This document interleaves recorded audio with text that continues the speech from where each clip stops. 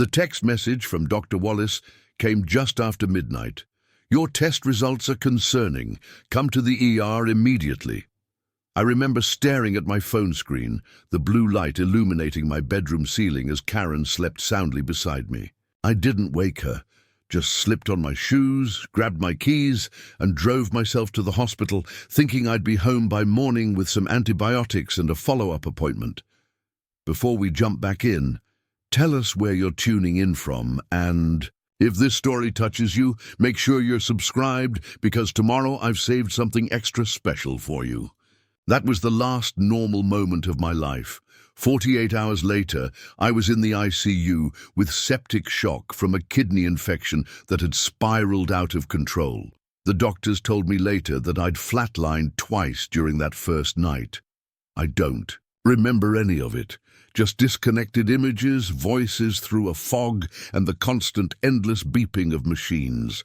I'm Jeff Thompson. I'm 53 years old, and I've spent the last 24 years building a successful construction management company in Portland. I've weathered recessions, supply chain nightmares, and more client demands than I can count. But nothing prepared me for what happened while I fought for my life in that hospital bed. The first clear memory I have is from day 5 in the ICU. The breathing tube had just been removed, and my throat felt like I'd swallowed broken glass. My brother Mark was sitting beside my bed, his face drawn with worry. When he saw my eyes open, he leaned forward. "Jeff, can you hear me?" I nodded, unable to speak. "Thank God," he said, his voice cracking. "We thought we were going to lose you." I gestured weakly for water, and he helped me sip through a straw. The cold liquid was both agony and relief on my raw throat. "Karen," I managed to whisper. Mark's expression changed just slightly. Something guarded flickered across his face. "She's been here," he said carefully. "She's dealing with a lot." I accepted this without question. Of course she was dealing with a lot. Her husband had nearly died without warning. I drifted back to sleep before I could ask more. The next day I was more alert, still tethered to machines, still weak as a newborn, but my mind was clearing. Mark was there again, along with Abby, my 26-year-old daughter from my first marriage. She lived in Seattle now, working as a software engineer. Seeing her beside my hospital bed drove home how serious this had been. "Dad," she said, taking my hand carefully around the IV lines. "How are you feeling?" "Like I've been hit by a truck," I rasped. "But I'm alive." "The doctors say you're incredibly lucky," she said. "If you hadn't come in when you did." She didn't finish the sentence. She didn't need to. "Karen's been by," Mark said, repeating yesterday's assurance. "She's been handling everything at home." I nodded, grateful. Karen and I had been married for 11 years. We'd met after my divorce, when I was still putting the pieces back together. She was 15 years younger than me, vibrant and full of energy, working in the marketing department of a client's company. The attraction had been immediate and intense. Within a year, we were married. We had a good life together. My business was thriving. We'd purchased a beautiful home in the West Hills overlooking the city, and while we hadn't had children together, Karen had never wanted kids, we enjoyed traveling, fine dining, and our close circle of friends. She'd never gotten along particularly well with Abby, but they maintained a polite relationship for my sake. "Has anyone called the office?" I asked, my business concerns starting to surface as my brain came back online. "I contacted Greg," Mark said, referring to my second-in-command. "He's handling everything, said not to worry." I nodded, relieved. Greg had been with me since the beginning. He could keep things running. "Your phone's been blowing up," Abby said. "I've been answering texts from close friends, letting them know you're okay." "Thanks, sweetheart," I said. "Karen has your laptop and other things from home," Mark added. "She said she's been checking your emails." Again, I felt a wave of gratitude. While I recovered, at least the most important parts of my life were being handled. It wasn't until day 8 that I started to notice something was off. Karen had visited briefly, just once, since I'd regained consciousness. Her manner had been distracted, almost impatient. She'd kissed my forehead, told me she was glad I was doing better, and then explained she needed to handle some financial matters related to my hospitalization. When I asked Mark about it, he hesitated. "She's been under a lot of stress," he said. "I'm sure she'll be around more once you're moved out of the ICU." But that day, as a nurse helped me sit up for the first time, my phone pinged with a notification. The nurse had brought my personal items from the storage cabinet, and I was finally allowed to check my messages. The notification that caught my eye wasn't a well-wish or business update. It was an alert from our joint checking account. Balance below $500. That made no sense. We kept at least $10,000 in that account at all times. My business paid me regularly, and while Karen had her own career in marketing, I covered most of our expenses. With shaking hands, I opened our banking app. The account balance showed $427.16. I stared at the screen, convinced it was a mistake, or my medication was causing hallucinations. I navigated to the transaction history. Over the past week, while I had been unconscious or barely coherent, there had been a series of large transfers out of the account, all to another account I didn't recognize. The largest was a transfer of $9,500 made just 2 days after I'd been admitted to the ICU. "Everything okay?" the nurse asked, noticing my expression. "I'm not sure," I murmured. "Can I have some privacy, please?" Once she left, I checked our savings account.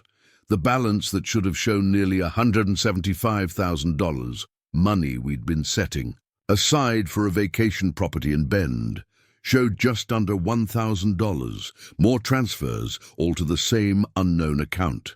My heart rate must have spiked, because a moment later a different nurse rushed in, alarmed by whatever was showing on their monitoring station. "Mr. Thompson, I need you to try to stay calm," she said, checking my vitals. "Your heart rate is dangerously elevated." "I need to speak to my brother," I managed to say. "Please, it's important." "I'll call him," she promised. "But you need to rest. You're still in a very fragile state." I closed my eyes, trying to control my breathing. There had to be an explanation. Maybe Karen had moved our money to a different account for safekeeping. Preparing and narrating this story took us a lot of time, so if you are enjoying it, subscribe to our channel. It means a lot to us. Now back to the story. Maybe she'd needed to make some emergency payment related to my hospitalization, but why wouldn't she have mentioned it during her brief visit? Mark arrived an hour later, concern written all over his face. "What's going on?" he asked. "The nurse said you were upset about something." I handed him my phone, the banking app still open. "Look at this." He took the phone, his expression turning grim as he scrolled through the transaction history. "When did this happen?" he asked, quietly. "While I was unconscious. All the transfers were made to the same account. I don't recognize the number." Mark sat down heavily in the visitor's chair. "Jeff, there's something I need to tell you. I wasn't sure if I should wait until you were stronger, but now..." My stomach clenched with dread.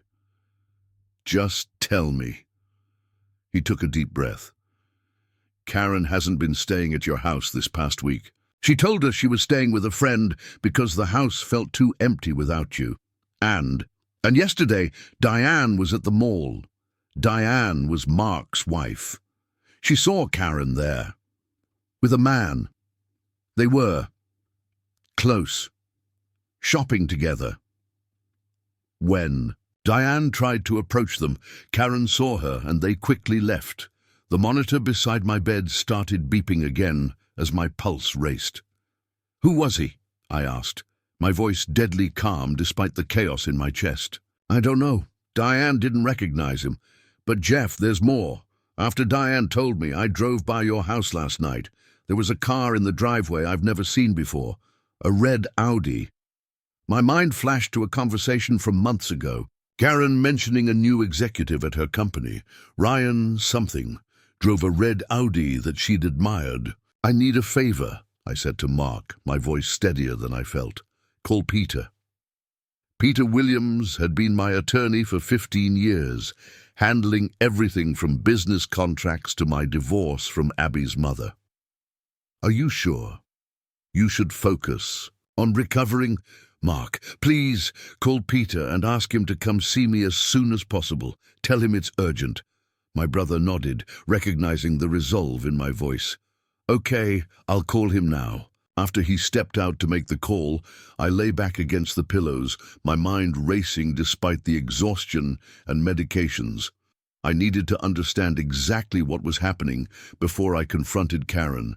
If she had truly betrayed me in the worst possible way, emptying our accounts while I fought for my life, I needed to protect myself, my business, and my assets. But more than that, I needed to know why. 11 years of marriage, 11 years of building a life together. How could it all collapse so completely in the span of 8 days? Peter arrived the next morning, his usually immaculate suit slightly rumpled, suggesting he'd come straight from another appointment. He'd always been like that, ready to drop everything for his most loyal clients. Jeff, he said, genuine concern in his voice as he took in my hospital bed appearance. You look like hell. Feel worse. I managed a weak smile. Thanks for coming. He set his briefcase on the rolling tray table and pulled up a chair. Mark said it was urgent. What's going on? I explained the situation as succinctly as I could. My sudden illness, the missing money, Karen's strange behavior, and what Mark and Diane had observed. Peter listened without interrupting, his expression growing increasingly grave. When I finished, he opened his briefcase and took out a legal pad. First things first, he said. We need to freeze any remaining accounts immediately before more funds disappear. I'll have my office prepare an emergency petition based on your incapacity during the transfers. What about the money that's already gone? We'll trace it. If it's still in an account in her name, we may be able to recover it. If she's transferred it elsewhere or spent it, things get more complicated. I nodded, trying to focus through the fog of medication and betrayal. I hate to ask this, Peter continued more gently now, but was there any indication before your illness, any signs that Karen was unhappy or planning something like this? I started to shake my head, then stopped as memories surfaced. Karen's increased interest in our finances over the past year, questions about my business's structure and assets, her suggestion 6 months ago that we update our wills and insurance policies just to be responsible. She's been asking a lot of questions, I admitted, but I thought she was just taking more interest in our financial situation. She never seemed unhappy. Peter made notes, his expression neutral but focused. What about your business? Is she a stakeholder or beneficiary in any way? No, the business is solely in my name. She has no official role or ownership. That's good. What about property, the house? We own it jointly. Insurance policies? We each have our own life insurance. Mine is substantial, $2 million. Hers is smaller, maybe $500,000. We're each other's beneficiaries. Peter paused, in his note-taking, his pen hovering over the paper. Do you recall if your policy has a contestability period or fraud exclusion? I frowned, trying to remember the details of a policy I'd set up years ago. I'm not sure about the specific clauses. My financial advisor handled most of it. We'll need to review that immediately, Peter said. Most policies have provisions that can void a claim if the beneficiary is involved in causing harm to the insured. The implication hung in the air between us. Had Karen been hoping I wouldn't survive this medical emergency? Was that why she'd been so quick to transfer the money, assuming she'd soon receive an insurance payout as well? There's one more thing, I said, my voice dropping. Something Karen doesn't know about. Peter leaned forward slightly. I'm listening. After my divorce from Abby's mother, I set up a separate financial structure, a trust called Evergreen Security Holdings. It contains about 60% of my actual net worth. Peter's eyebrows rose slightly. And Karen has no knowledge of this? None. It's all perfectly legal. I pay taxes on everything. There's no hiding of assets from the government. It was just protection after what happened with my first marriage. Who are the beneficiaries of this trust? Abby is the primary beneficiary. Mark is the secondary. For the first time since entering my hospital room, Peter smiled slightly. Well, that's one piece of good news. No matter what else happens, that portion of your assets is secure. The conversation exhausted what little energy I had, and soon Peter noticed my eyelids growing heavy. I've got enough to get started, he said, standing and gathering his notes. Try to rest. Focus on getting better. I'll handle the legal side of things. As he turned to leave, I called after him. Peter, don't tell Karen you've been here. Let's not show our hand yet. He nodded grimly. I wasn't planning to.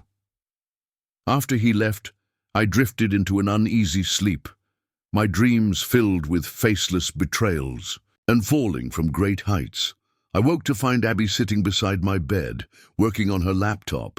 Hey, Dad, she said, closing her computer when she saw I was awake. How are you feeling? Like I've been run over, I admitted, but clearer than yesterday. She reached for my hand, her expression serious. Uncle Mark told me what's happening with Karen. I'm so sorry. Nothing certain yet, I said, though we both knew that wasn't really true. The evidence was mounting by the hour. I've taken 2 weeks off work, Abby said. I'm staying with Uncle Mark and Aunt Diane. I'm not going anywhere until you're back on your feet. Tears pricked at my eyes. Despite everything, the physical pain, the betrayal, the uncertainty, in that moment, I felt profoundly grateful for my daughter and the family who were rallying around me. Thank you, I whispered. Dad. Abby hesitated, then continued. There's something else you should know. I drove by the house this morning. There was a moving truck outside. The monitor beside my bed beeped as my heart rate jumped again. Moving truck? I repeated, not wanting to believe what I was hearing. Abby nodded, her expression pained. I parked down the street and watched for a while. They were loading furniture. Our furniture. The betrayal crystallized in that moment, hardening from suspicion to certainty. Karen wasn't just taking our money. She was dismantling our entire life while I lay helpless in a hospital bed. Call Peter, I said, my voice steady despite the storm inside me. Tell him what you saw, and then call Detective Rodriguez. Detective Rodriguez? Abby looked, confused. He handles private security for some of our larger construction projects. Former police. He's in my contacts. Tell him I need surveillance on the house immediately. I want to know every item that leaves and where it goes. Abby nodded, already pulling out her phone. And Abby, one more thing.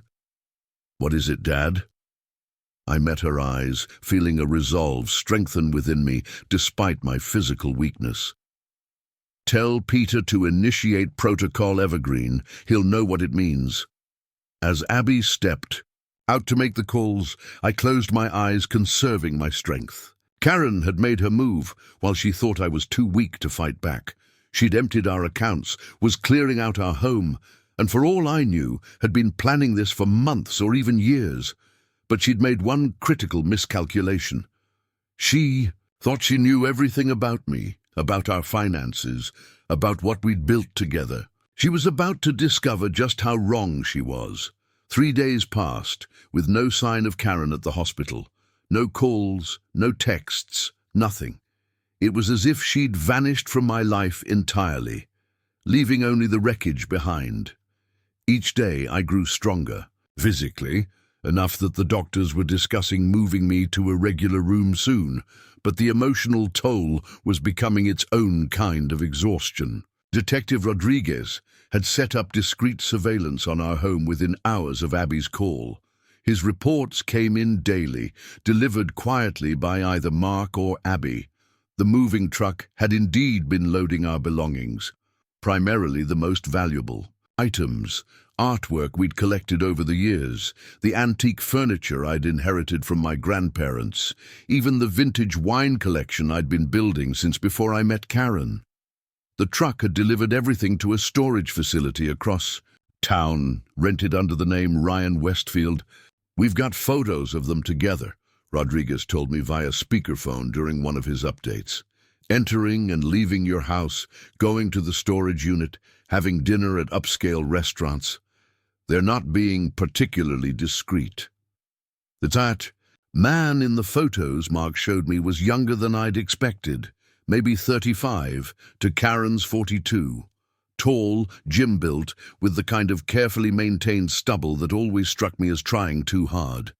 Ryan Westfield was, as I'd suspected, an executive who joined Karen's company about 14 months ago. Peter had moved quickly on the legal front. Our joint accounts were now frozen by court order, though that was small comfort given how little remained in them. The unknown account to which Karen had transferred our savings turned out to be a personal account in her name only, opened just 6 months earlier at a different bank. By the time the freeze went through, all but $17,000, of our nearly $190,000 in savings, had been withdrawn in cash. "She's being coached," Peter said grimly during his second visit, "taking out cash rather than making electronic transfers that could be tracked. Someone's advising her on how to hide assets during a divorce." "Is that what this is heading toward?" I asked, though I already knew the answer. "Divorce?" Peter's expression softened slightly. "Jeff, she's emptied your accounts, moved your possessions to a storage unit under another man's name, and hasn't been to see you in the hospital for days. I think we have to operate under the assumption that your marriage is over." I nodded, a heavy resignation settling in my chest, alongside the lingering pain from my illness. "What's our next move?" "I've filed for an emergency hearing regarding the dissipation of marital assets. Given your medical condition and the timing of the transfers, we have a strong case. The judge has scheduled it for next Monday." "Will I need to be there?" "Ideally, yes. Your presence will strengthen our position substantially. The doctors think you might be out of the ICU by then." "They're talking about moving me to a regular room tomorrow if my numbers stay good," I confirmed, "but I'll still be in pretty rough shape." "That works in our favor, frankly," Peter said. "The more the judge sees how vulnerable you were when this happened, the better." After he left, I lay back against the pillows, staring at the ceiling tiles I'd memorized over the past 2 weeks.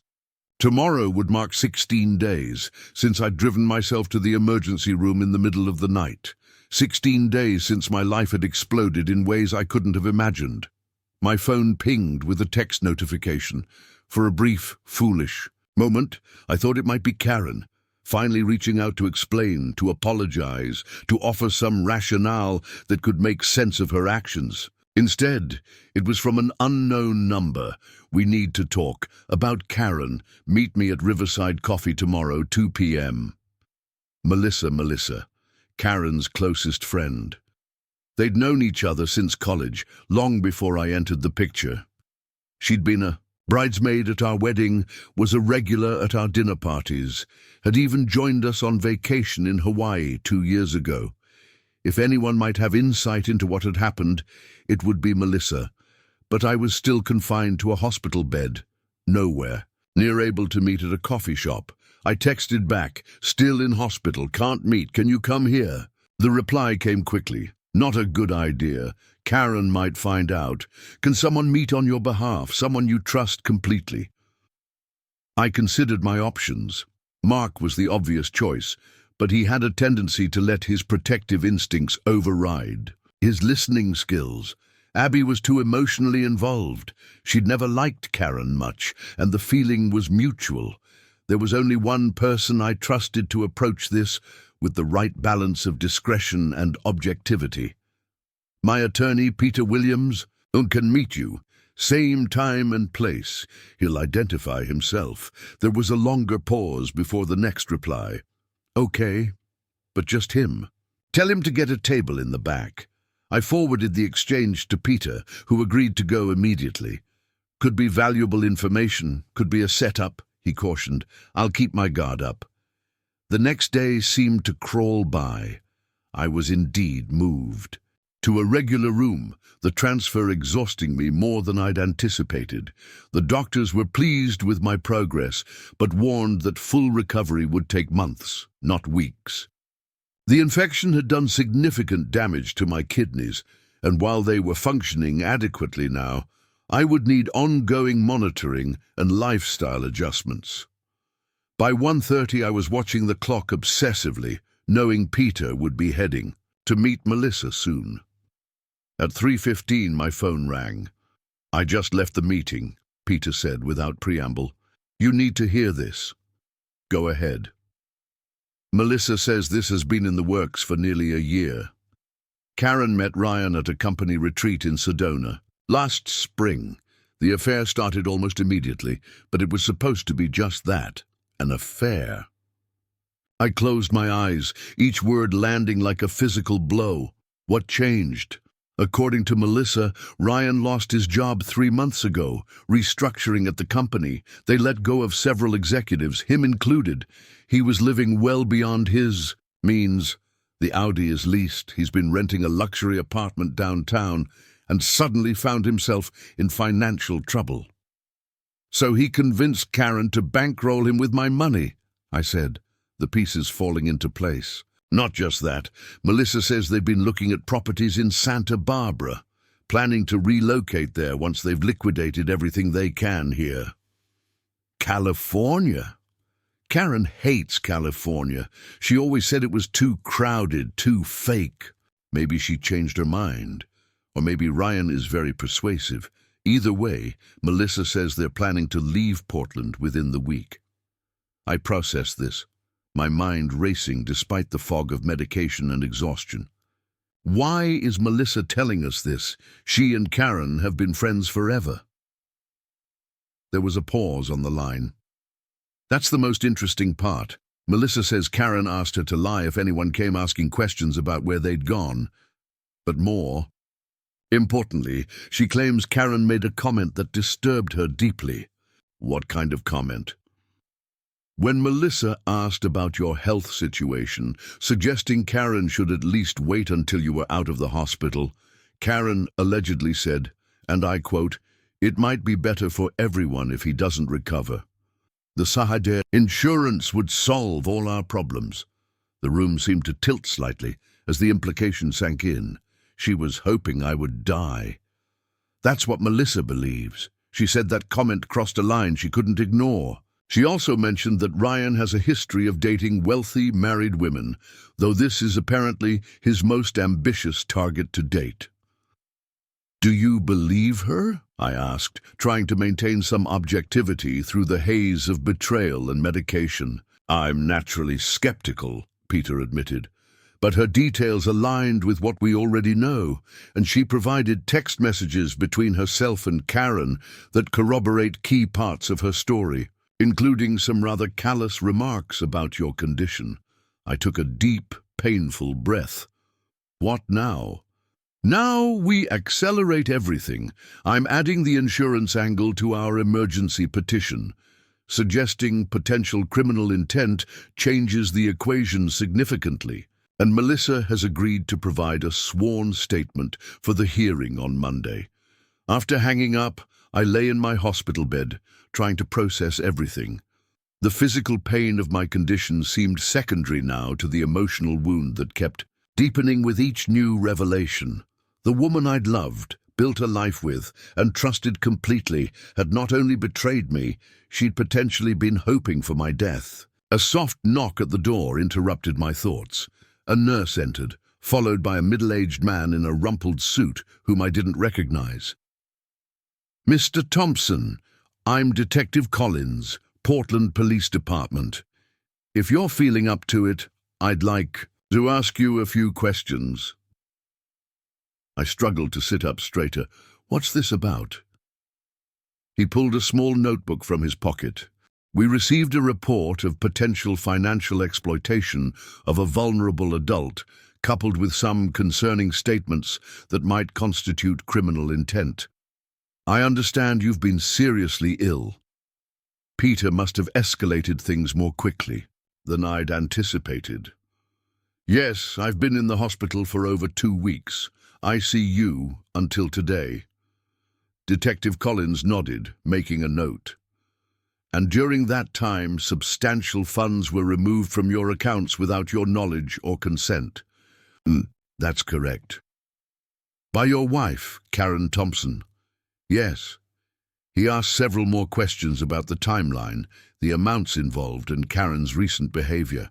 I answered as clearly as I could, the conversation draining what little energy I had. One last question, Mr. Thompson, he said, closing his notebook. Have you had any reason to suspect your wife might have played any role in your sudden illness? The question hung in the air between us. I thought back to the days before, my emergency room visit. Had Karen been acting strangely? Had there been any unexplained food or drink she'd prepared specifically for me? Any pills missing from my daily vitamin regimen? Nothing specific, I finally said. But I can't rule it out completely, given everything else that's happened. Detective Collins nodded gravely. We'll be looking into all aspects of this situation. In the meantime, I've arranged for an officer to be stationed outside your room as a precaution.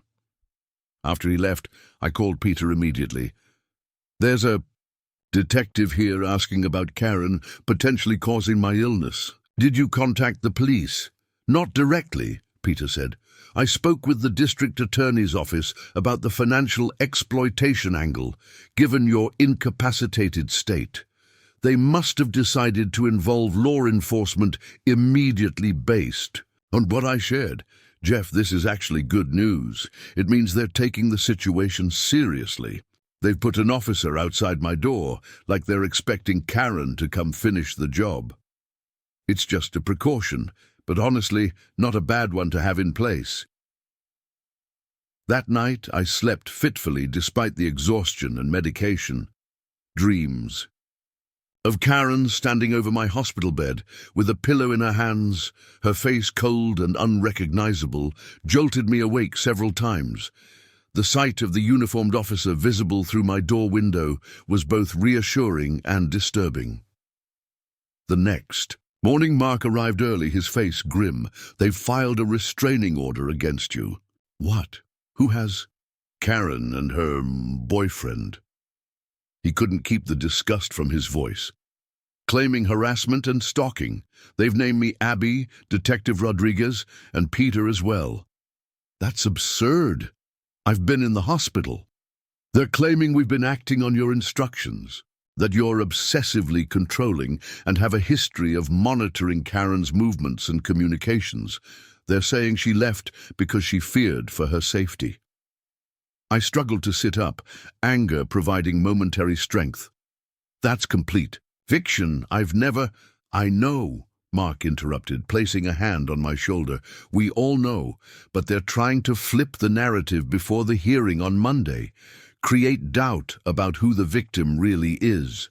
Throughout the day, more developments unfolded with dizzying speed. Karen had filed for divorce that morning, citing irreconcilable differences and requesting exclusive use of our home, temporary support, and an immediate division of assets strongly weighted in her favor. She claimed I had hidden money and resources from her throughout our marriage, a breathtaking reversal of the truth. Peter arrived that afternoon with a stack of documents. They're playing hardball, he said, arranging papers on my rolling table. But they've made some critical mistakes. Like what? First, the restraining order. You've been in intensive care, documented by medical professionals around the clock. You physically couldn't have been stalking or threatening anyone. I nodded, following his logic. And the others? We're acting as your representatives during a medical emergency with proper authorization. Plus, Rodriguez is a licensed private investigator who stayed within legal boundaries with his surveillance. The restraining order won't hold up. What about her claiming I hid assets? That's where it gets interesting. Peter pulled out a particular document. Remember when we updated your insurance policy 2 years ago? I nodded vaguely. There'd been a series of financial adjustments after a particularly successful year for my business. The policy contains what's called a Slayer statute provision. It's standard language that prevents a beneficiary from collecting if they've contributed to the insured's death or serious illness. But yours has an additional clause, the adverse financial action provision. I don't remember that specifically.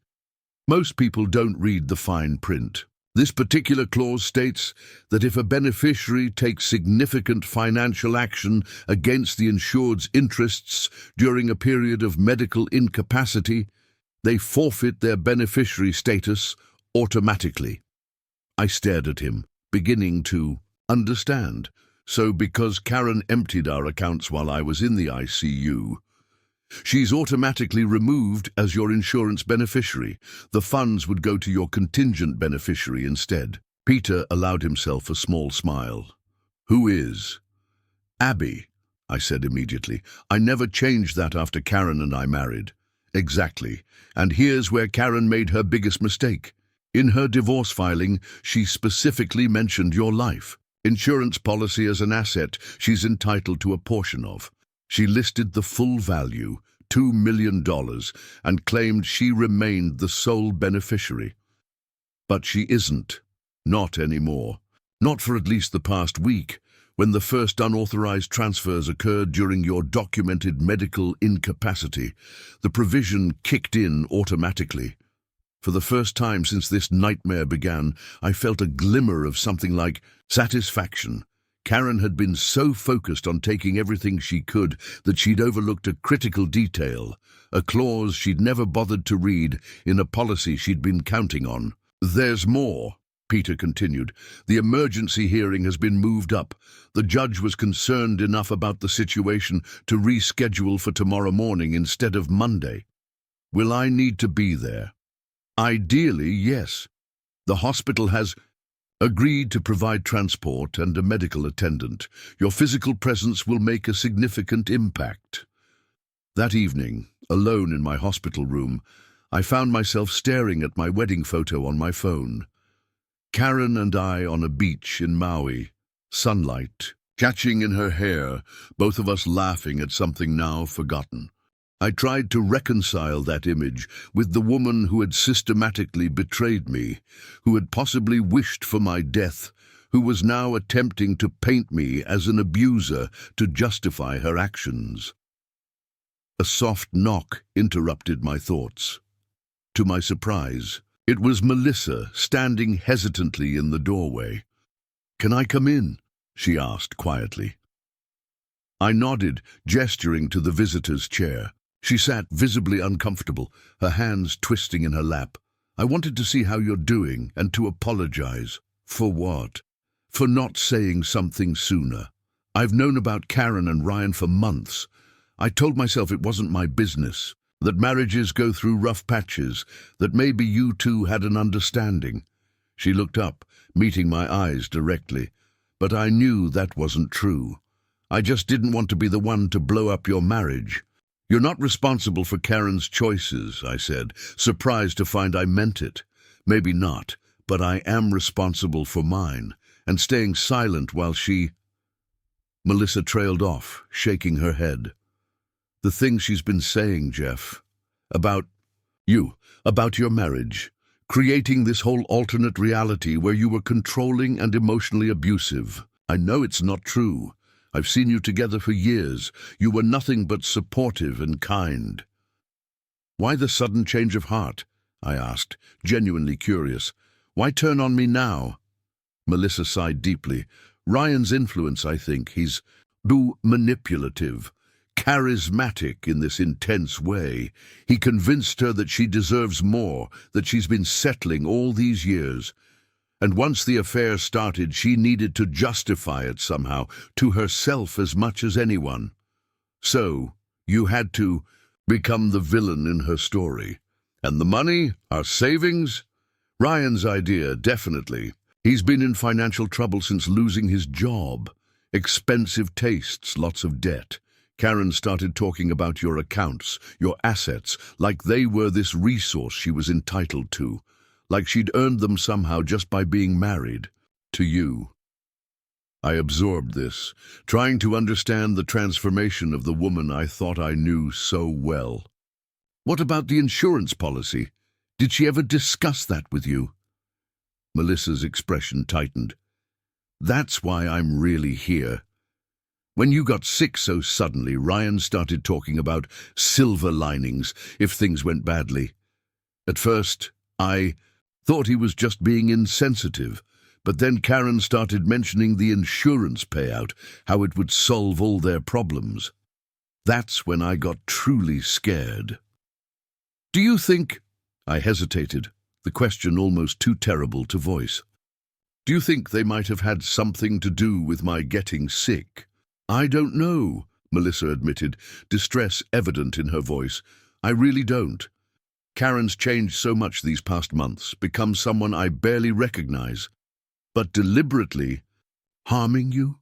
I want to say she could never do that, but honestly, I don't know who she is anymore. After Melissa left, promising to testify at the hearing if needed, I lay awake for hours. The physical pain of my condition seemed to blend with the emotional turmoil, creating a constant, overwhelming ache. But beneath it all, a resolve was hardening.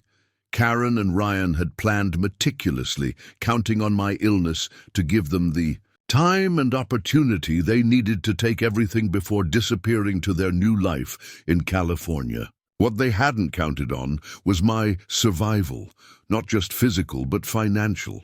The insurance policy clause was just the beginning. There was still Evergreen Security Holdings, my separate trust that Karen knew nothing about.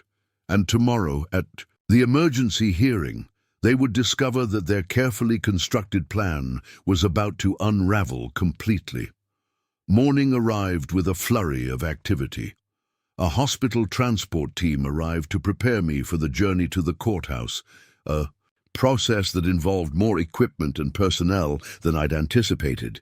My doctor insisted on a full evaluation before approving my temporary release, emphasizing to everyone within earshot that I was still in a precarious medical state and should be returned to hospital care immediately after the hearing. Mark arrived. As they were preparing to transfer me to the transport gurney, his expression a mix of concern and determination. Are you sure you're up for this? Peter says we could probably manage with just his representation and a statement from your doctor. I need to be there, I said firmly. I need to face her directly. The journey to the courthouse was uncomfortable despite the medical team's best efforts. Every bump in the road sent shocks of pain through my still-recovering body. By the time we arrived at the side entrance, arrangements had been made to avoid the media that had somehow caught wind of the unusual case. I was pale and sweating from the exertion of simply enduring the trip. They wheeled me into a small conference room where Peter was waiting, surrounded by documents and a junior associate I hadn't met before. He looked up in concern when he saw my condition. Jesus, Jeff, you look terrible. Are you sure about this? I'm here. Let's get it done. I managed a weak smile. How do I look for the sympathy vote? Like you're about 3 steps from death's door, which in this case works entirely in our favor, Peter replied frankly. Karen and her attorney are already here. So is Ryan, though he's not technically part of the proceedings. They brought him? I couldn't hide my surprise. It seemed a tactically questionable move to flaunt the affair in front of the judge. Karen insisted, according to the bailiff, they're presenting a united front. Peter checked his watch. We're due in courtroom B in 15 minutes. Judge Levinson is presiding. She's fair but no nonsense, doesn't appreciate theatrics or delays. As the medical attendants adjusted my position in the wheelchair that had replaced the gurney, Peter leaned in closer. "One more thing you should know. Detective Collins is here. He requested permission to observe the proceedings. The criminal investigation is moving forward in parallel with our civil actions." I nodded, a grim satisfaction settling over me. The consequences of Karen's actions were expanding beyond just our divorce into potential criminal charges related to financial exploitation during my incapacity. The courtroom was smaller than I'd expected, with just a few spectators present besides the direct participants. As they wheeled me in, I immediately spotted Karen sitting at a table with a sharp-featured woman I assumed was her attorney.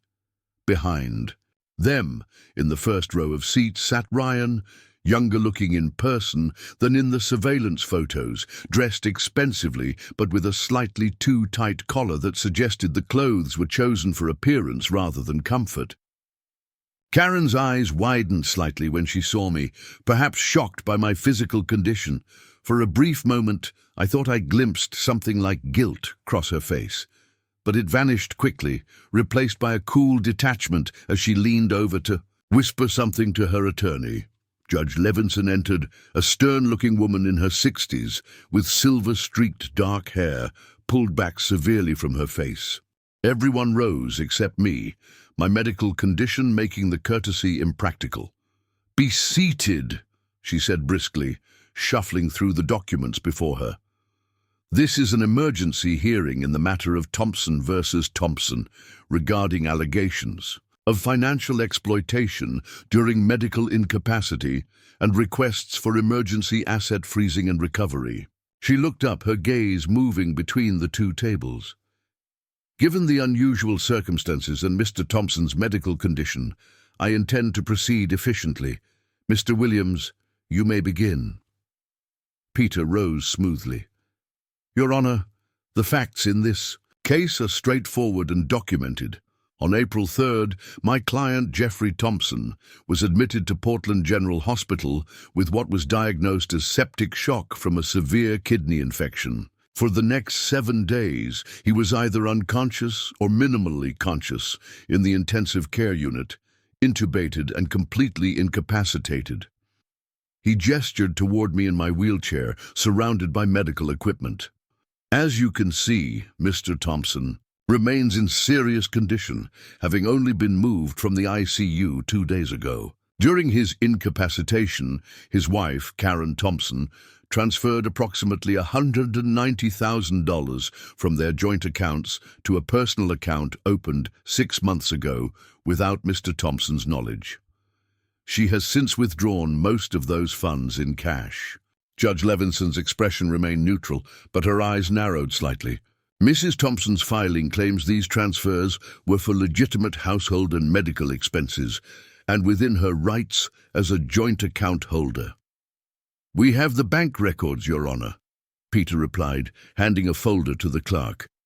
"The transfers were made in large, round sums, 50,000, 75,000, 40,000, not consistent with regular expense payments. Furthermore, Mrs. Thompson has been removing valuable personal property from the Thompsons' home, including family heirlooms and artwork, to a storage facility rented under the name of Ryan Westfield, with whom she is having an extramarital relationship." Karen's attorney stood quickly. "Objection, Your Honor. Mr. Williams is attempting to turn this into a moral judgment rather than addressing the financial matters at hand." "The relationship is directly relevant," Peter countered, "as Mr. Westfield appears to be the intended beneficiary of the funds removed from my client's accounts and potentially stands to benefit from other aspects of this situation." Judge Levinson considered this briefly. "I'll allow it for context, but Mr. Williams, please stay focused on the financial and legal issues." Peter nodded and continued presenting our case, methodically outlining the timeline of my illness, Karen's actions, and the evidence we'd gathered. He introduced affidavits from my doctors confirming my incapacitation, bank records showing the suspicious transfers, and surveillance photos documenting the removal of property from our home. When he finished, Karen's attorney rose. Martha Greenberg was clearly experienced and well prepared, but even she seemed to be struggling with the facts of the case. Your Honor, while my client acknowledges the transfers, she maintains they were for legitimate purposes related to household management during a crisis. Mrs. Thompson was under extreme stress due to her husband's sudden illness and was ensuring financial stability in an uncertain time. By emptying their accounts, Judge Levinson asked dryly, into a previously unknown personal account, she feared potential medical bills and wanted to protect their assets, Greenberg continued smoothly. As for the property removal, many items belonged to Mrs. Thompson personally, acquired during the marriage. She was simply securing her personal belongings, including Mr. Thompson's family heirlooms, artwork purchased before the marriage, a wine collection documented as his separate property, Peter interjected. Judge Levinson held up a hand. Ms. Greenberg, these explanations seem thin given the timing and circumstances. Does your client wish to provide testimony under oath regarding her intentions? There was a brief, urgent conference between Karen and her attorney. Finally, Greenberg straightened. Your Honor, my client would like to address the court directly. Karen stood, composed and polished in a conservative navy suit that I recognized from her corporate board meetings. She'd always known how to dress for the occasion, to present exactly the image required.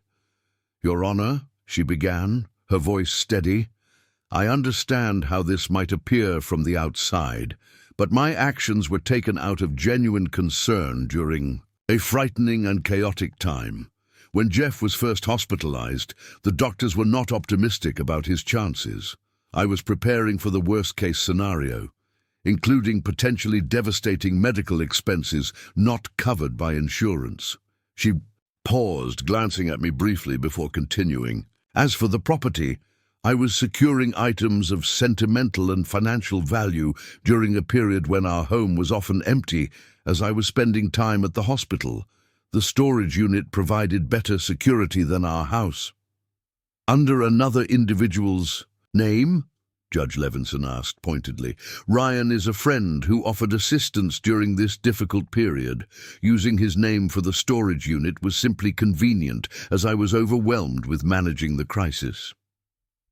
The distortions and outright lies in her statement made my blood pressure rise.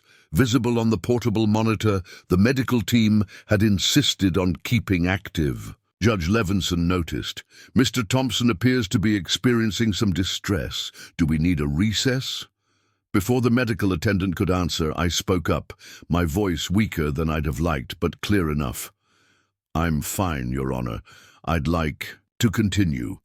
The judge nodded, then addressed Karen again. Mrs. Thompson, your explanation leaves many questions unanswered. Why withdraw the funds in cash, rather than keeping them in an account where they would be available for medical expenses if needed? Why not inform family members of your actions? And why file for divorce and a restraining order precisely when your husband began to recover? Karen hesitated, clearly unprepared for such direct questioning from the judge. The cash withdrawals were based on poor advice from friends who suggested keeping emergency funds on hand. As for the divorce filing, Jeff's family began harassing me once he regained consciousness, making unfounded accusations and having me followed. I felt unsafe and saw no alternative. And what about the insurance policy, Mrs. Thompson? Peter asked, seizing the opening. Could you explain your interest in that? Karen's expression flickered momentarily. I don't understand the question. Peter approached, handing a document to the clerk. This is a copy of Mr. Thompson's life insurance policy, which names his daughter Abigail as beneficiary. It contains a specific clause regarding adverse financial actions during medical incapacity. Mrs. Thompson has claimed in her divorce filing that she remains the beneficiary of this policy, but the adverse financial action clause automatically terminated her beneficiary status when she began transferring funds during Mr. Thompson's incapacitation. He turned to Karen directly. "Were you aware of this clause, Mrs. Thompson? Were you counting on this insurance payout as part of your financial planning with Mr. Westfield?" "Objection!" Greenberg jumped to her feet. "Counsel is badgering my client and making inflammatory insinuations." "Sustained," Judge Levinson said.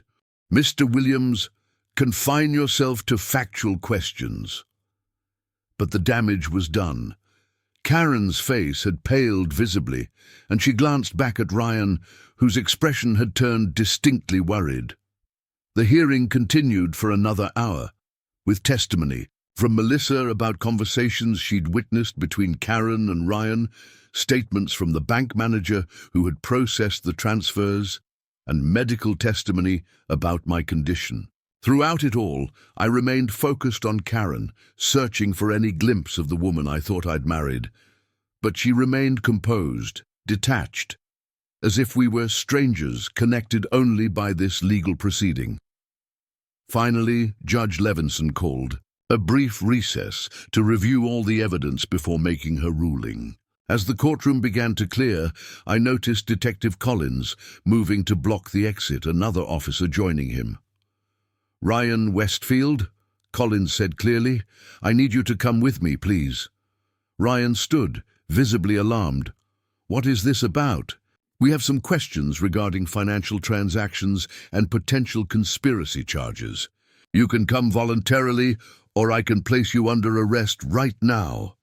Karen rushed to Ryan's side, her carefully maintained composure cracking.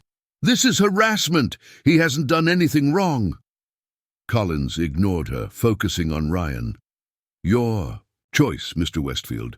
Voluntary interview or formal arrest?" After a tense moment, Ryan nodded stiffly. "I'll come voluntarily, but I want my attorney present." "That's your right," Collins agreed, gesturing toward the door.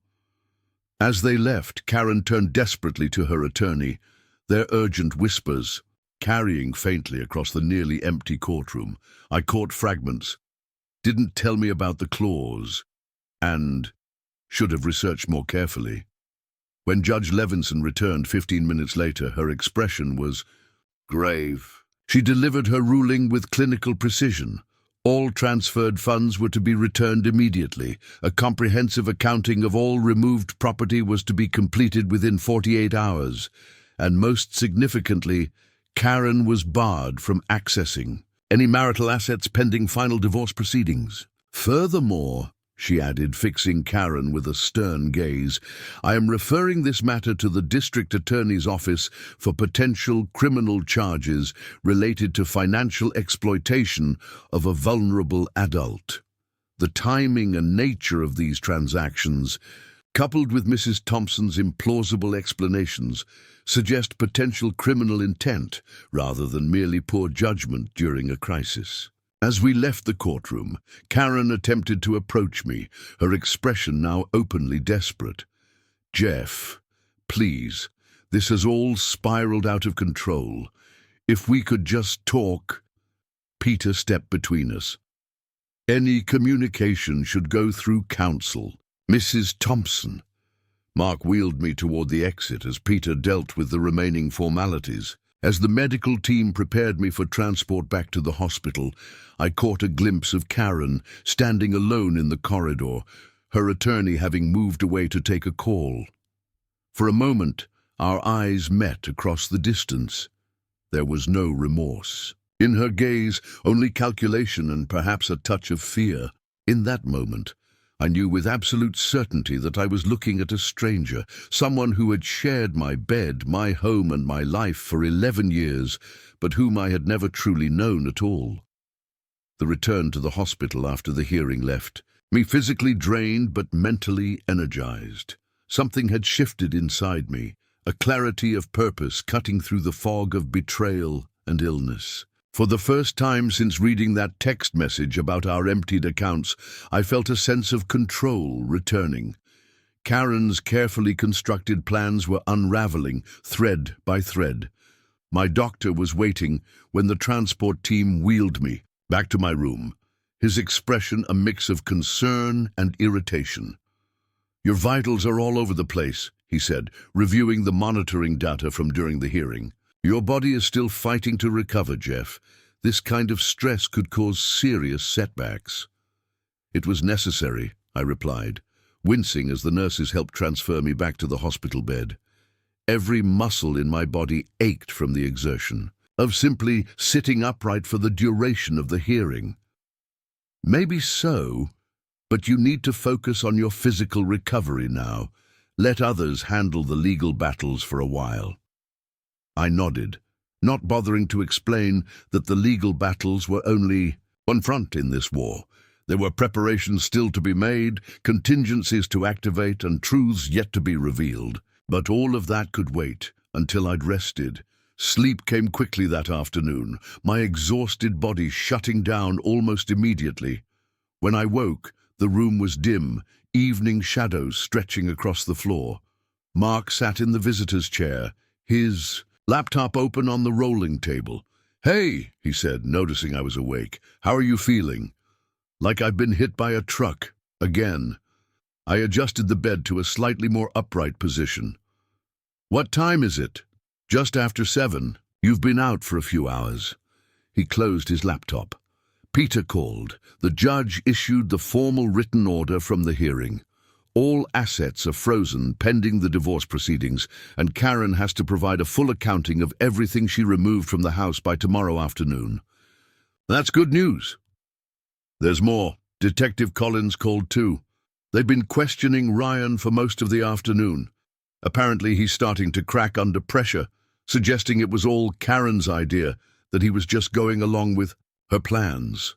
A bitter laugh escaped me, triggering a coughing fit that sent pain radiating through my chest. Honor among thieves. Exactly. Mark poured a cup of water from the bedside pitcher and handed it to me. "There's something else you should know. They found evidence on Ryan's laptop suggesting this isn't his first rodeo. They've identified at least 2 other women in the past 5 years, both married, both wealthy, both mysteriously relieved of significant assets before he disappeared. A professional con man. Looks that way, but he's never gone this big before. The amounts involved with his previous targets were much smaller, tens of thousands, not hundreds of thousands, plus property." I sipped the water slowly, my mind working through the implications. He got greedy, or Karen convinced him they could score bigger. Either way, he's looking at serious charges, and he's starting to implicate Karen to save his own skin. An unexpected pang went through me at that. Not sympathy exactly, but a complex emotion I couldn't quite name. Despite everything, some part of me still struggled with the reality that the woman I'd loved for 11 years had transformed into someone capable of such calculated betrayal. Mark must have read something in my expression. "You okay?" "Just processing." I set the water cup down. "What's the timeline now?" "For the legal proceedings, Peter says the criminal investigation will likely take weeks. The divorce could potentially be expedited given the circumstances, but realistically we're looking at months before everything's resolved." I nodded slowly. "And the house?" "Still secure. We've changed all the locks and installed additional security cameras. Karen tried to return this afternoon to collect what she called personal items, but the officer enforcing the court order denied her entry without supervision. She's scheduled to return tomorrow with her attorney and a court-appointed observer to retrieve only clothing and genuine personal effects." "Good. That gives us time for the next phase." Mark leaned forward slightly. "Next phase?" "Operation Evergreen. It's time to fully activate it." Understanding dawned in my brother's eyes. For years, he'd been one of only 3 people who knew about Evergreen Security Holdings, the trust I'd established after my first divorce, where I'd systematically placed a significant portion of my assets. It wasn't hidden from the government. All taxes were properly paid. But it was structured in a way that kept those assets separate from marital property. Are you sure? I thought the plan was to hold that in reserve until absolutely necessary. It is necessary. Karen's already shown she'll stop at nothing. Even with the court orders in place, I don't trust her to comply fully. The cash she's already withdrawn is likely hidden somewhere, and we may never recover all of it. We need to secure everything else before she finds more loopholes. Mark nodded slowly. What do you need me to do? Call Thomas. Thomas Chen was the financial advisor who had helped set up the trust years ago. Tell him it's time for protocol. Separation. He'll understand. As Mark stepped out to make the call, I reached for my own phone. There was one more piece to put in place. Perhaps the most important one. I scrolled to a contact I hadn't used in years and pressed dial. Kiernan Stevens, answered a crisp female voice. Kiernan, it's Jeff Thompson. There was a brief pause. Jeff, it's been a while. I heard you were in the hospital. News travels fast, in certain circles. Are you calling as a friend or professionally? Professionally. I need your specialized services. Another pause. I take it this relates to your current marital situation. You could say that. I'll clear my schedule and come see you tomorrow morning. 9 o'clock. Thank you, Kiernan. After hanging up, I leaned back against the pillows, a plan taking shape in my mind. Kiernan Stevens was one of the most respected forensic accountants in the Pacific Northwest, with a particular expertise in uncovering hidden assets and financial fraud. We'd worked together years ago on a construction project where the client had tried to conceal funds to avoid paying contractors. She was meticulous, ruthless, and exactly what I needed now. The next morning arrived with an unexpected visitor. Detective Collins appeared at my door just after 8, his expression more serious than during our previous meeting. Mr. Thompson, I hope I'm not disturbing your recovery. Not at all, I said, adjusting my bed to sitting position. Any developments? He pulled up a chair and sat, placing a thin folder on the rolling table between us. Several, actually. We've been investigating Mr. Westfield's background more thoroughly, and what we've found is concerning. More previous victims. Yes, but that's not the most troubling part. He opened the folder and removed a photograph, placing it where I could see it clearly. It showed Ryan with another woman, both dressed formally as if at some kind of gala event. The woman appeared to be in her 50s, attractive, with the confident posture of wealth and social position. This is Margaret Whitfield from Seattle. 3 years ago, she was involved with Ryan Westfield, who was using the name Ryan West at that time. They met at a charity fundraiser, began dating, and within 6 months, he had moved into her home. 4 months after that, substantial funds began disappearing from her accounts. Another victim of his con artistry, I said, unsurprised. Yes, but the story doesn't end there. Detective Collins's expression grew grimmer. 3 weeks after, she confronted him about the missing money. Margaret Whitfield became seriously ill. Doctors initially diagnosed food poisoning, but her condition rapidly deteriorated into kidney failure, with symptoms remarkably similar to yours. A cold weight settled in my stomach. Are you saying he poisoned her? We can't prove it yet. She recovered, though not completely. She requires ongoing dialysis now. By the time she was well enough to pursue the matter, Westfield had disappeared, along with nearly $200,000 of her money. And you think the same thing may have happened to me? Collins nodded slowly. The parallels are striking. We've been reviewing your medical records with toxicology specialists. Your symptoms are consistent with certain plant-based toxins that can cause acute kidney injury when ingested. These compounds break down quickly in the body and are difficult to detect unless specifically tested for, which didn't happen during your initial treatment since everyone assumed you had a bacterial infection. I thought back to the days before my sudden illness. Had there been anything unusual? Any food or drink that Karen had prepared specifically for me? There was a smoothie, I said slowly, the memory surfacing. The night before I got sick, Karen had been on this health kick, making these green smoothies every morning. But that evening, she made one especially for me, said it had protein powder and some special supplements to help with the stress I'd been under at work. Collins made a note. Did it taste unusual? Bitter, but all those green smoothies taste bitter. I just assumed it was the kale or whatever. Did she drink them regularly herself? Yes, but I paused, realizing something I hadn't considered before. But never from the same batch as mine. She always made hers first, then added extra protein to mine since I'm bigger and needed more nutrients, she said. The detective's expression confirmed what we were both thinking. Mr. Thompson, with your permission, we'd like to take additional blood samples for specialized toxicology screening, and we'll need to search your home for potential sources of the toxins we suspect. Of course, whatever you need. Doet. After Collins left, I sat in stunned silence, processing the implications. It was one thing to discover financial betrayal, devastating, but ultimately about money and possessions. It was entirely another to confront the possibility that my wife had deliberately poisoned me, potentially intending my death.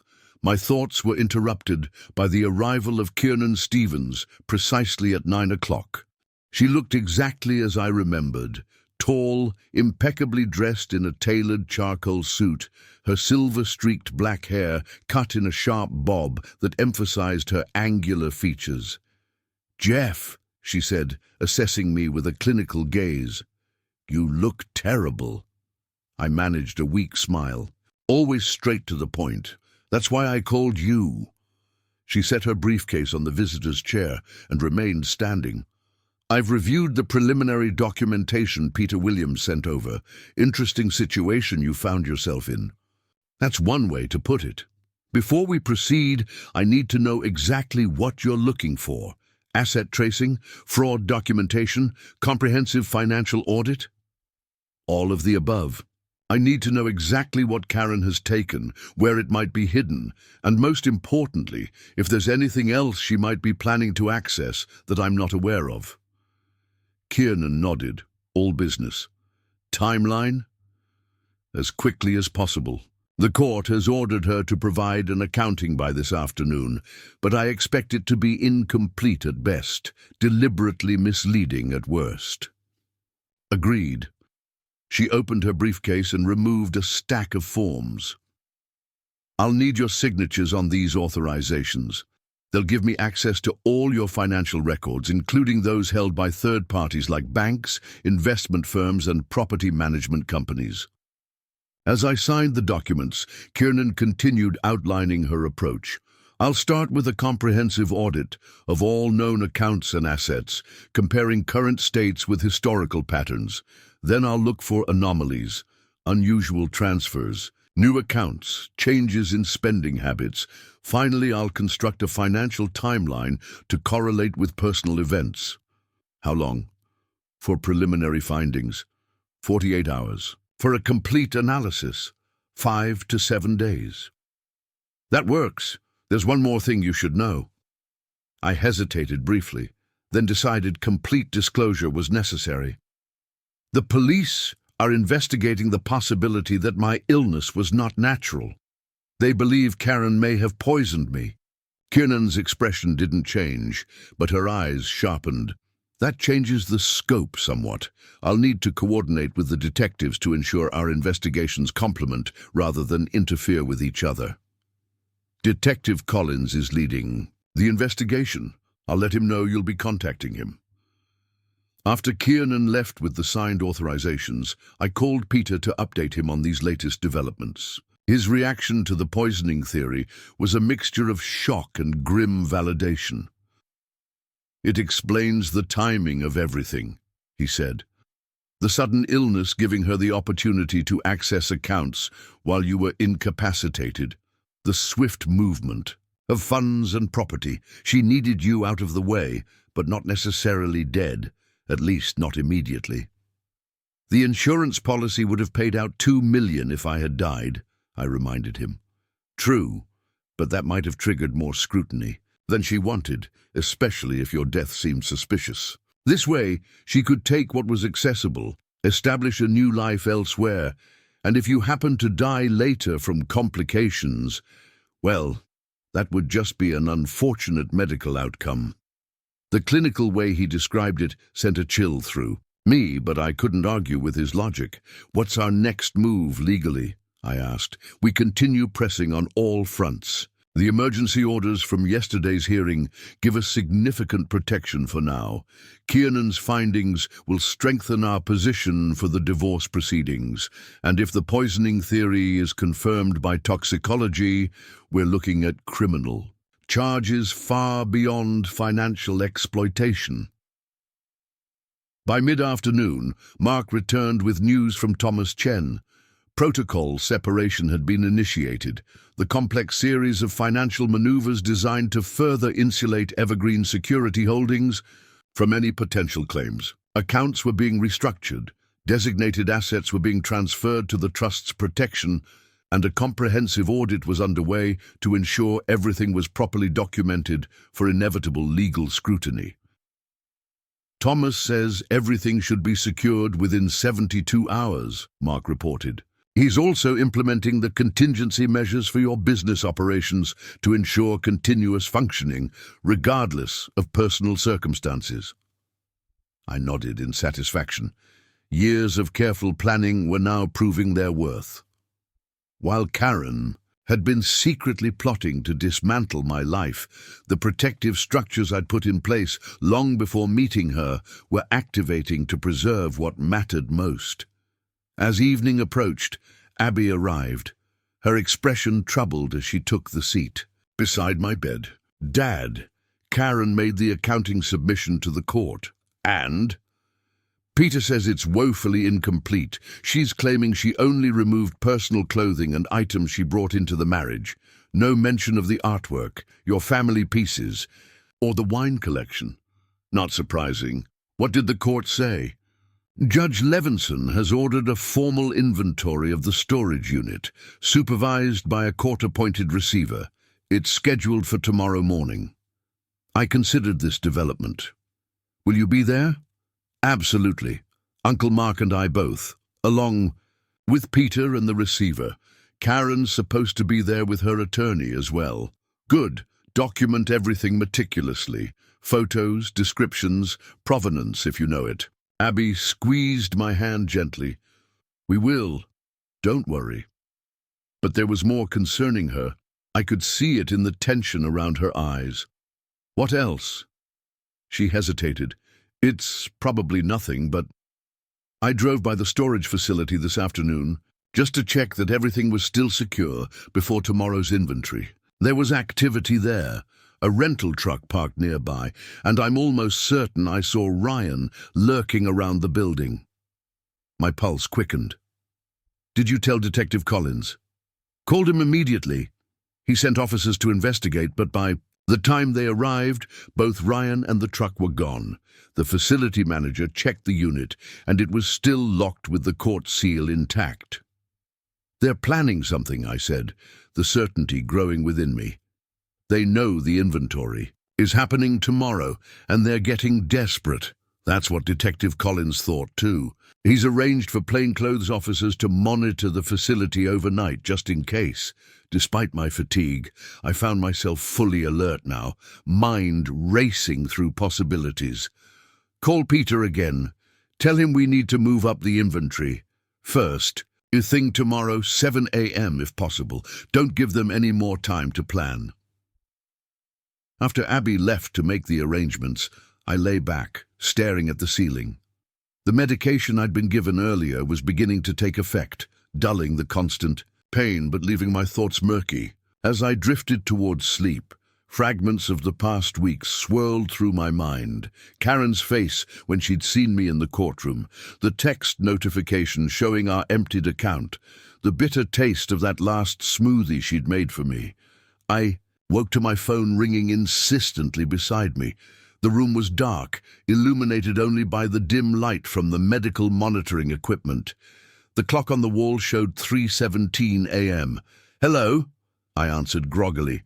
"Jeff, it's Detective Collins. Sorry to wake you, but there's been a development. Officers monitoring the storage facility reported activity about 20 minutes ago. 2 individuals, matching Karen and Ryan's descriptions, were observed attempting to access the unit." I was instantly alert. "Did they get in?" "No. The officers intercepted them before they could break the court seal. They're both in custody now, being processed for violation of court orders and attempted tampering with evidence." A grim satisfaction coursed through me. "Any indication of what they were planning?" "They had a rental truck nearby, different one from what your daughter observed earlier, and bolt cutters.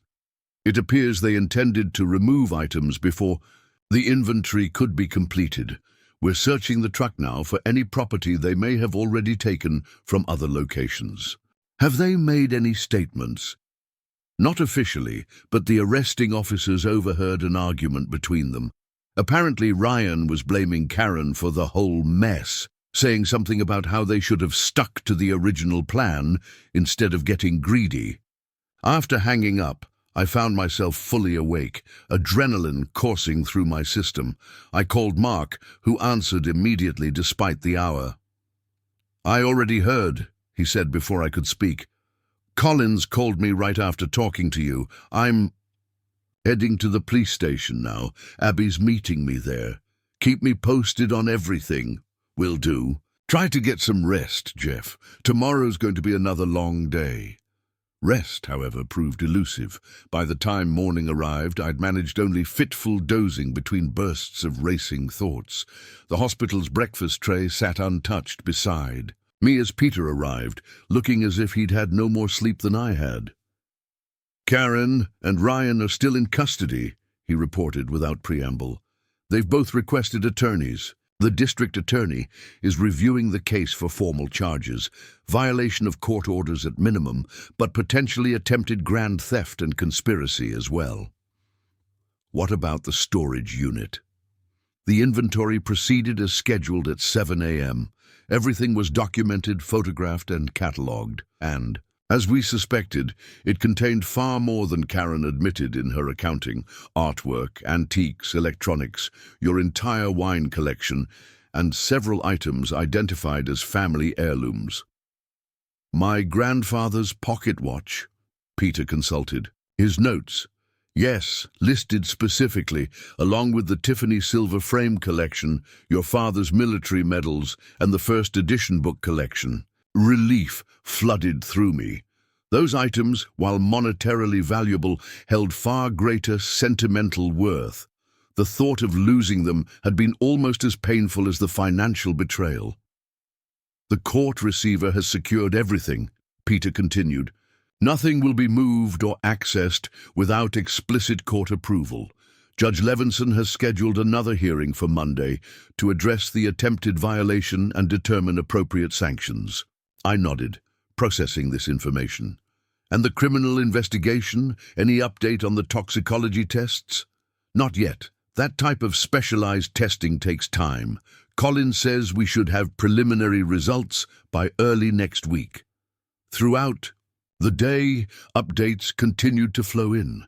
Karen and Ryan were formally charged with multiple offenses related to the storage unit incident and held on substantial bail. Kiernan Stevens reported her initial findings, confirming the suspicious pattern of financial activity dating back months before my illness.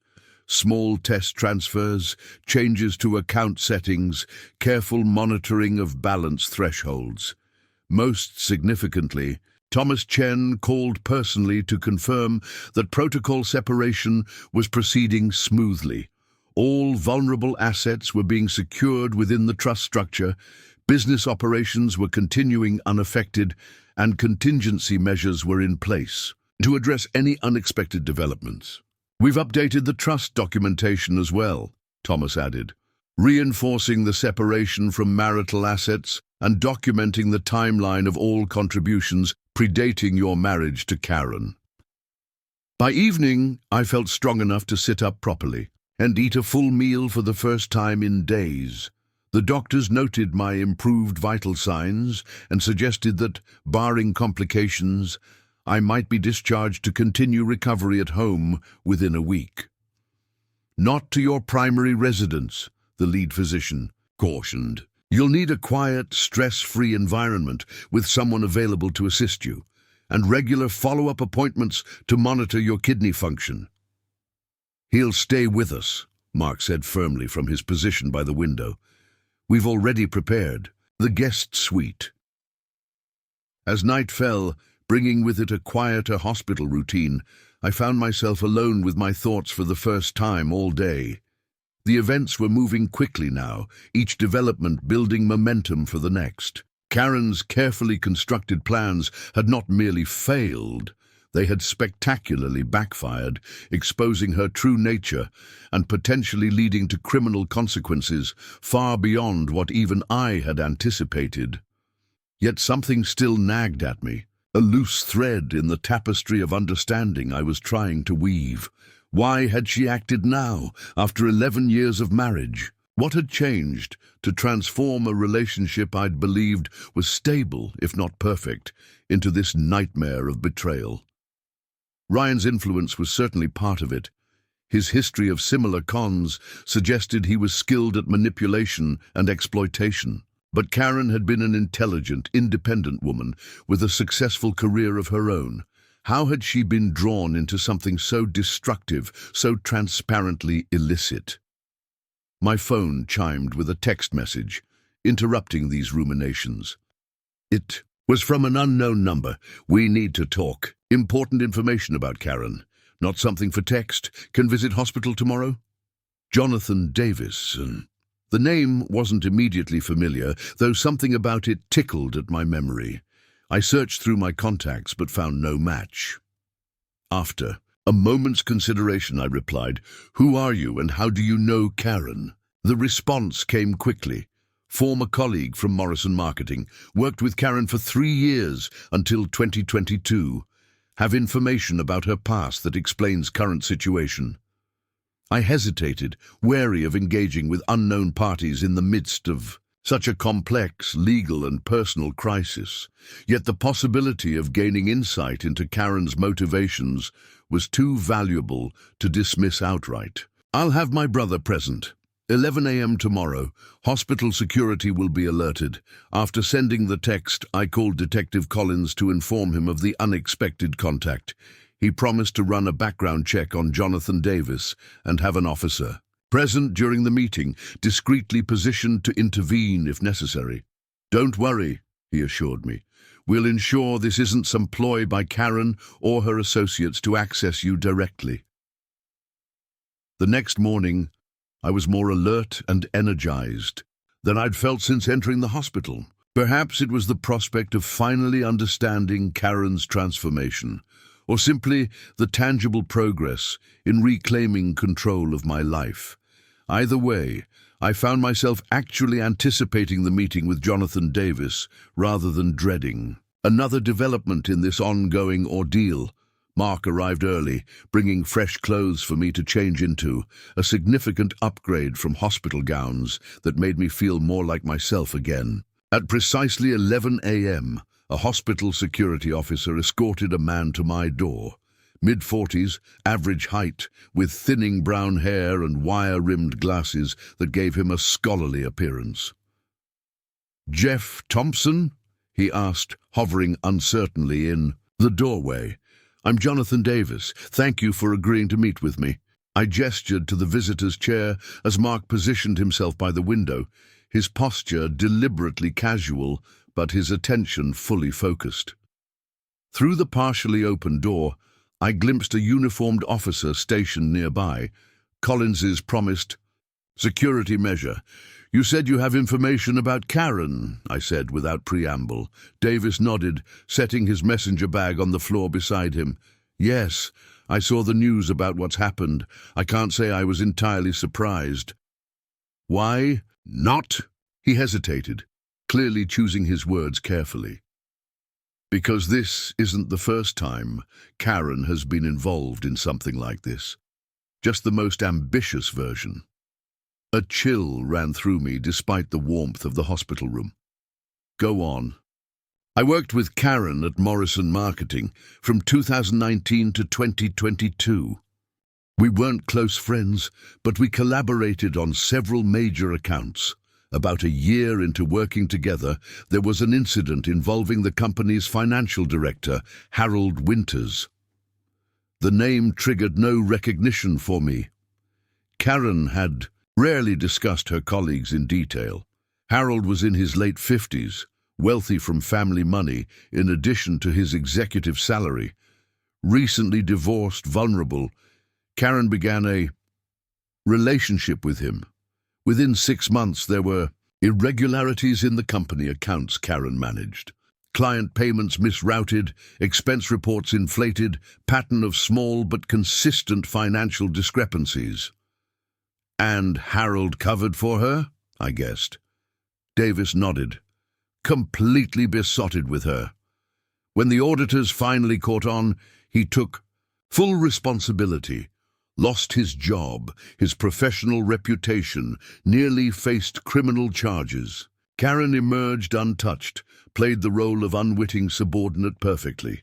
I absorbed this information, pieces clicking into place. Why didn't this come up in any background checks when she changed jobs? No formal charges were ever filed. Morrison handled it internally to avoid publicity. Harold was quietly dismissed with a non-disclosure agreement. Karen resigned a few months later for new opportunities, with glowing references from everyone except those few of us who knew what had really happened. "And you never thought to warn anyone? Her future employers? Me?" Davis had the grace to look uncomfortable. "By the time I understood the full picture, you two were already married. And honestly, I had no concrete proof, just observations and office gossip. It would have been my word against hers, and Karen was very good at managing her image. Why come forward now? Because what she's doing to you is far worse than what happened at Morrison. And because there's more to the story that might help you understand what you're dealing with." He reached into his messenger bag and withdrew a manila folder, placing it on the rolling table between us. After the Harold incident, I became curious about Karen's background.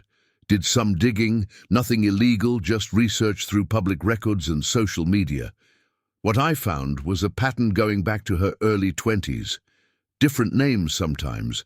She was born Karen Mitchell, then became Karen Lawson with her first marriage, then Karen Westfall with her second, before meeting you. I stared at him, stunned. Second marriage. Karen told me she'd only been married once before me, briefly in her 20s. She was married twice before you. First to Michael Lawson right out of college. That one lasted less than 2 years. Then to Richard Westfall from ages 28 to 32. Both ended with financial irregularities and allegations of misappropriated funds. Neither resulted in charges. Both men apparently decided dealing with the legal system wasn't worth the emotional and financial cost. Mark moved from his position by the window, speaking for the first time. "You have documentation for all. And this," Davis gestured to the folder, "everything I could gather legally. Marriage certificates, divorce filings, news clippings about Richard Westfall's investment firm, where Karen worked briefly before certain clients reported missing funds. It's not comprehensive, but it establishes a clear pattern." I opened the folder with shaking hands, confronted with evidence of a life I'd never known existed. Photographs of a younger Karen with men I'd never seen or heard mentioned. Legal documents bearing her names, names she'd discarded like worn-out clothing when they no longer served her purpose. "Why?" I asked, looking up at Davis. "Why the elaborate cons? Karen has a successful career, genuine talent in marketing. She doesn't need to do this." Davis shrugged slightly. "I'm not a psychologist, but from what I've observed, it's not just about the money for her.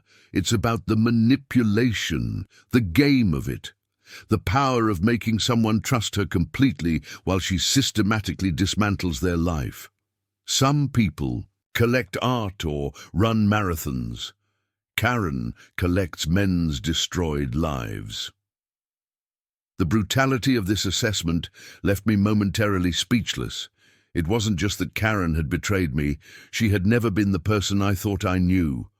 Our entire relationship, from the very beginning, had been built on calculated deception. "And Ryan," I finally asked, "how does he fit into this pattern? I don't know him personally, but from what I've read in the news, he seems like a kindred spirit, someone who recognized in Karen a fellow predator. Perhaps they saw in each other an opportunity to achieve more together than either could alone." After Davis left, leaving the folder of evidence with us, Mark and I sat in silence for several minutes. Finally, my brother spoke, his voice tight with controlled anger. "All those years, all those holidays, family gatherings." She sat at our dinner table, played with my kids, all while planning. "This. She's a sociopath," I said quietly, the term feeling both insufficient and precisely accurate. "A carefully constructed facade with nothing genuine beneath it." Mark nodded grimly. "What now?" I looked down at the folder of evidence, then back up at my brother. "Now we end this. Not just legally, not just financially, but completely. Karen built her life on secrets and hidden truths. It's time those truths see the light of day." In that moment, despite the physical weakness still pervading my body, I felt a strength of resolve I hadn't experienced since before my illness. Karen had intended to destroy me, to leave me broken and destitute, while she moved on to her next target. Instead, she'd inadvertently triggered the collapse of her entire carefully constructed world. Evergreen Security Holdings had protected my assets. The insurance policy clause had stripped her of the expected windfall, and now Jonathan Davis had provided the missing context that explained the inexplicable. The shield I'd built years ago, never expecting to need it with Karen, had held firm against her assault. Now it was time to transform that shield into a sword. The information Jonathan Davis provided became the cornerstone of our legal strategy moving forward. Peter immediately incorporated the evidence of Karen's pattern of behavior into both the divorce proceedings and the ongoing criminal investigation. Detective Collins was particularly interested in the connections to Karen's previous marriages, requesting court records from those divorces to establish a clear timeline of her activities. "This changes the narrative completely," Peter explained during our strategy session the next day. My hospital room had been transformed into an impromptu war room, with Peter, Mark, and Kiernan Stevens all present as we mapped out our next moves. We're no longer dealing with a spouse who made a bad decision during a moment of crisis. We're looking at a calculated long-term predator with a documented history of similar actions. Kiernan's preliminary financial analysis had revealed even more disturbing patterns. "She's been preparing for this for at least 18 months, she explained, spreading charts and account statements across my rolling table. Small transfers to untraceable accounts, liquidation of smaller assets you might not immediately notice, systematic gathering of your financial information. The timing coincides with Ryan Westfield joining her company," Mark noted. Just as Davis suggested, they recognized each other as kindred spirits. I studied the documentation, still processing the enormity of Karen's deception. What's the status of Evergreen Holdings? Is it fully secured? Completely, Kiernan confirmed. Thomas Chen executed protocol separation flawlessly. All designated assets are now irrevocably secured within the trust structure. Even if Karen somehow manages to convince a judge that she's entitled to a portion of your hidden assets, she can't touch what's in Evergreen. Peter nodded in satisfaction. And the preliminary toxicology results came back this morning. They found traces of a compound called abrin in your tissue samples, a toxin derived from rosary pea plants. It causes symptoms almost identical to what you experienced, including the sudden, severe kidney damage. The room fell silent as the implications sank in. It was one thing to suspect Karen had poisoned me, quite another to have scientific confirmation. This wasn't just financial exploitation or marital betrayal, it was attempted murder. The DA is preparing charges, Peter continued after a moment. They're being methodical, building an airtight case before formally charging her with attempted homicide. In the meantime, she and Ryan remain in custody on the lesser charges related to the storage unit incident. What about bail? I asked, concerned about what Karen might do if released. Denied for both of them, given the flight risk and the escalating evidence. Karen's attorney is appealing, but it's unlikely to succeed given the circumstances. As the meeting concluded, my doctor arrived for his afternoon rounds, frowning at the impromptu conference that had taken over my room. I understand these matters are urgent, he said after checking my vitals, but your recovery needs to remain the priority, Jeff. Your kidney function is improving, but you're still at risk for setbacks if you don't allow yourself proper rest.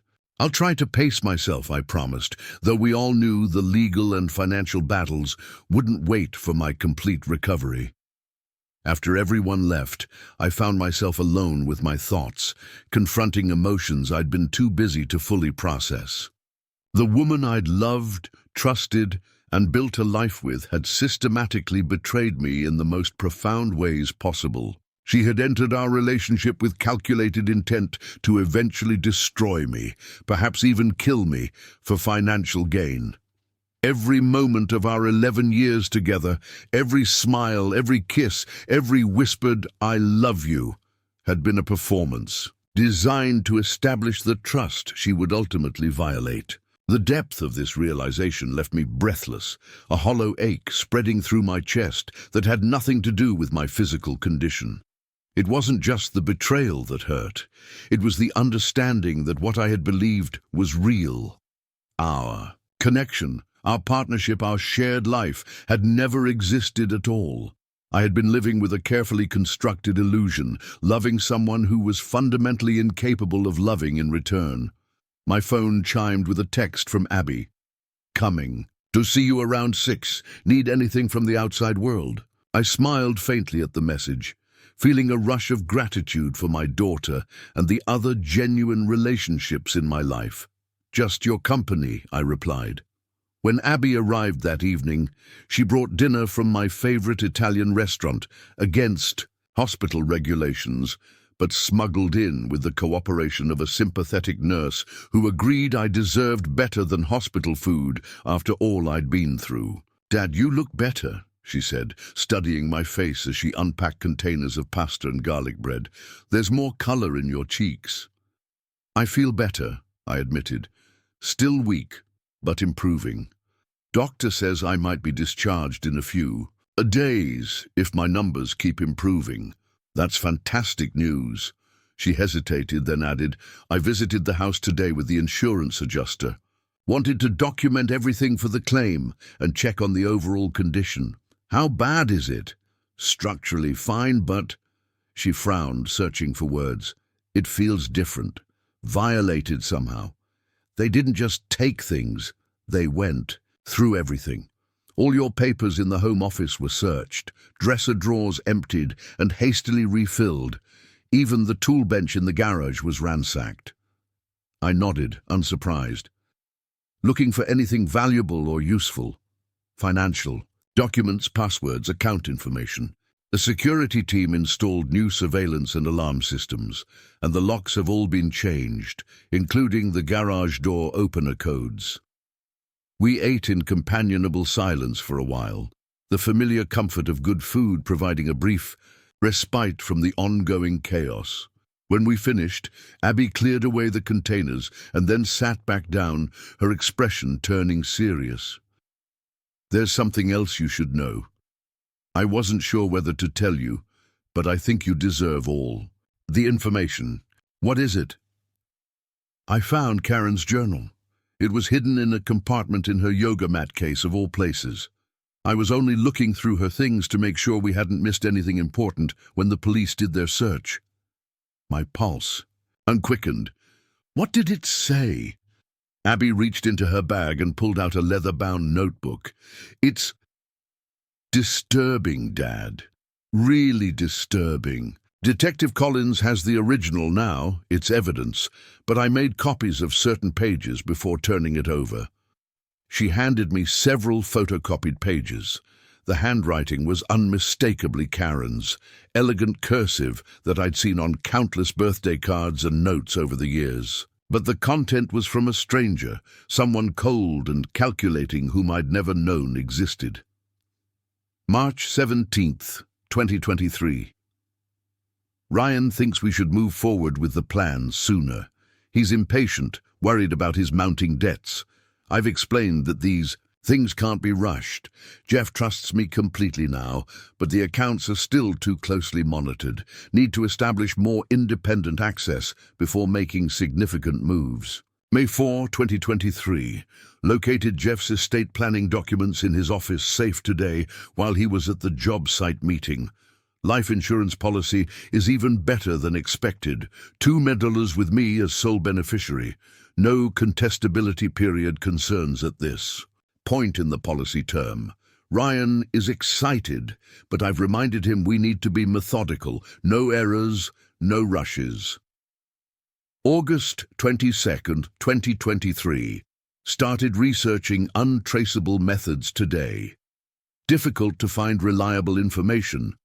Ryan's connection provided some insights, but still need more specifics. Timing will be crucial. Need to establish proper groundwork first. Separate accounts, documented history of health concerns, gradual removal of key assets. December 10th, 2023. Making progress with the botanical approach. The effects mimic natural kidney infection when administered correctly. Small test amounts in his protein shakes haven't produced noticeable effects yet. Will need to increase dosage. Ryan is growing impatient again. Reminded him that careful preparation prevents complications. February 8th, 2024. Nearly ready. Financial preparations are complete. Storage units secured under Ryan's name. Most valuable items documented and ready for gradual removal. Jeff suspects nothing. His trust remains complete, which is almost disappointing. In its simplicity, have men always been this easy to manipulate? Richard certainly was, though Michael showed more awareness toward the end. I stopped reading, feeling physically ill. The clinical detachment with which Karen had documented her plans to poison me and steal my assets was more chilling than any angry outburst could have been. This wasn't a crime of passion or a spontaneous bad decision.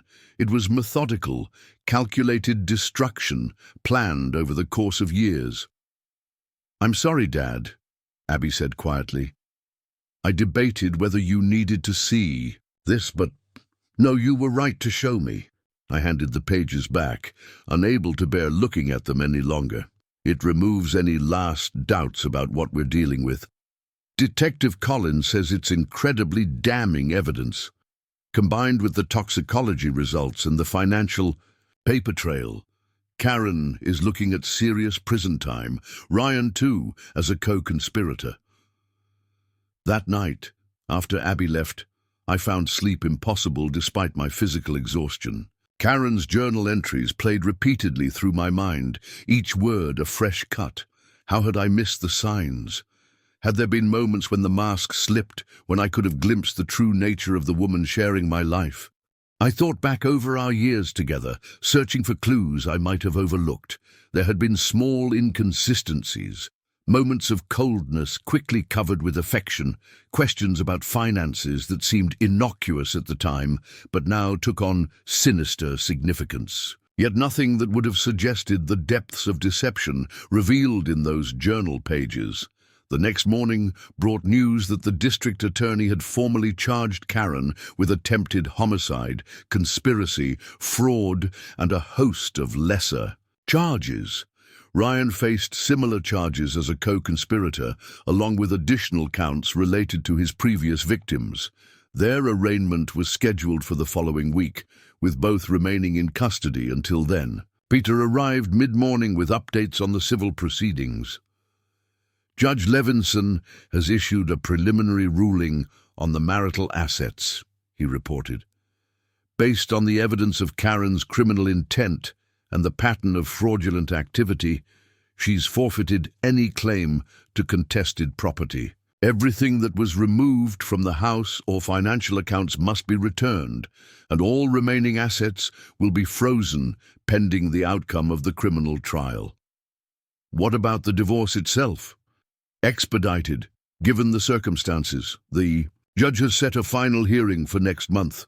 Given the overwhelming evidence, I anticipate a complete dissolution with no spousal support or division of assets in Karen's favor.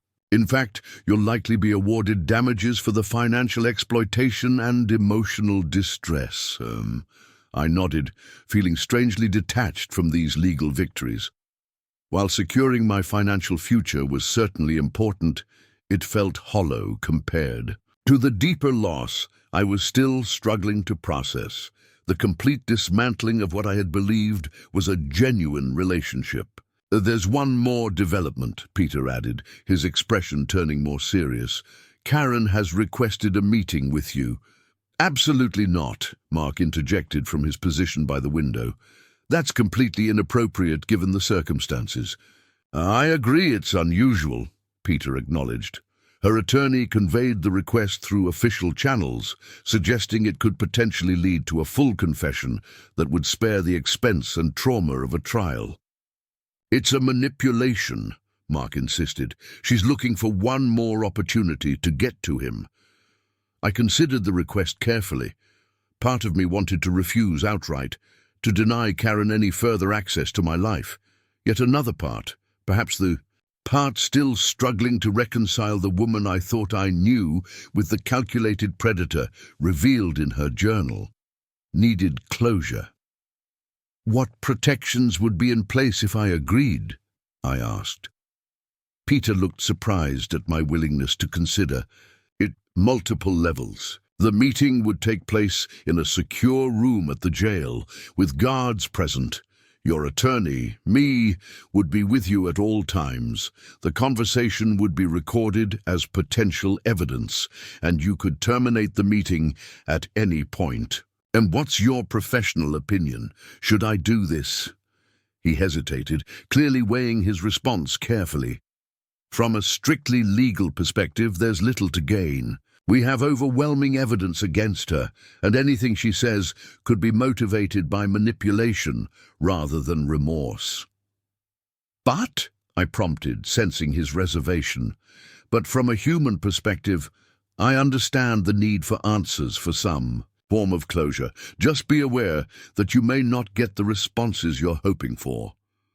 After discussing it further with Mark and Abby, both of whom were strongly opposed to the meeting, I made my decision. Tell Karen's attorney I'll meet with her, but not until after I'm discharged from the hospital. I want to face her on my feet, not from a hospital bed. 3 days later, the doctors finally approved my discharge, with strict instructions for ongoing care and regular follow-up appointments.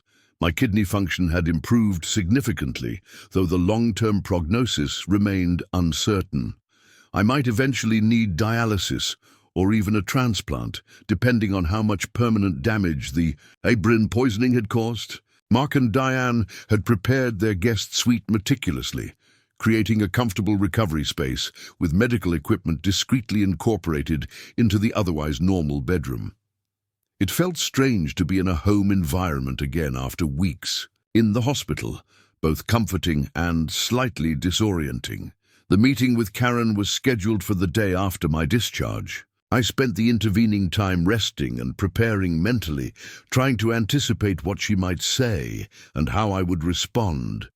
What could she possibly offer as explanation or justification for her actions?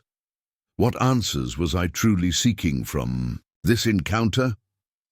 When the day arrived, I dressed carefully in clothes Abby had brought from my house, choosing items Karen had never seen or selected, a subtle but important rejection of her influence. Peter picked me up promptly at 10 a.m., his concern evident as he assessed my physical condition. "You're sure about this?" he asked, as we drove toward the county detention center. "It's not too late to cancel." "I'm sure." My voice was steadier than I felt. "I need to see her one last time, knowing what I know now. Need to see her without the mask she wore for 11 years. The detention center was a stark institutional building on the outskirts of Portland, all concrete and chain-link fences, topped with razor wire. Inside, we passed through multiple security checkpoints before being escorted to a small, windowless room with a metal table bolted to the floor and 4 chairs, 2 on each side. "We'll bring her in momentarily," the corrections officer informed us. "There will be officers observing through that one-way glass, and the entire meeting is being recorded. If at any point you want to end the conversation, just say the word." Peter and I took our seats on one side of the table, facing the door through which Karen would enter. My heart was pounding uncomfortably in my chest, a mixture of anxiety and lingering physical weakness, making my palms sweat and my mouth dry. The door opened and Karen entered, escorted by a female corrections officer who positioned herself against the wall behind her. The contrast between this Karen and the woman I'd lived with for 11 years was jarring. Gone was the carefully maintained appearance, the designer clothes, the perfectly styled hair. In their place was a woman in a standard-issue orange jumpsuit, her hair pulled back in a simple ponytail, her face devoid of makeup and marked by dark circles under her eyes. Yet, as she sat across from me, meeting my gaze directly for the first time since the courtroom, I saw something that sent a chill through me. Recognition. Not the recognition of a loved one, but the calculating assessment of a predator evaluating its prey. Even now, stripped of all pretenses and facing serious criminal charges, she was measuring, analyzing, looking for angles and weaknesses. "Jeff," she said, her voice softer than I'd expected. "Thank you for coming. I wasn't sure you would." "Why did you want to see me, Karen?" I kept my tone neutral, refusing to be drawn into any emotional manipulation. She folded her hands on the table, a gesture I'd seen countless times during our marriage, usually when she was about to suggest something she knew I might initially resist. "I thought you deserved answers, a chance to ask me whatever you want, to know." Interesting timing for this concern about what I deserve. A flicker of something, annoyance, frustration, crossed her face before being replaced by a look of contrite sadness. "I know you're angry. You have every right to be. What I did was unforgivable." "Which part? The systematic theft of my assets? The elaborate deception throughout our marriage? Or the attempt to poison me to death for insurance money?" She flinched slightly at the directness of my questions. It wasn't supposed to go that far. The poisoning was. It got out of hand. Ryan pushed for more aggressive actions than I initially planned. "Don't blame Ryan," I said coldly. "I've read your journal. You were researching untraceable methods months before anything happened. You documented the botanical approach in your own handwriting." Surprise registered briefly in her eyes. She hadn't known about the discovery of her journal. It was the first genuine reaction I'd seen, and it disappeared almost instantly behind her carefully constructed mask of remorse.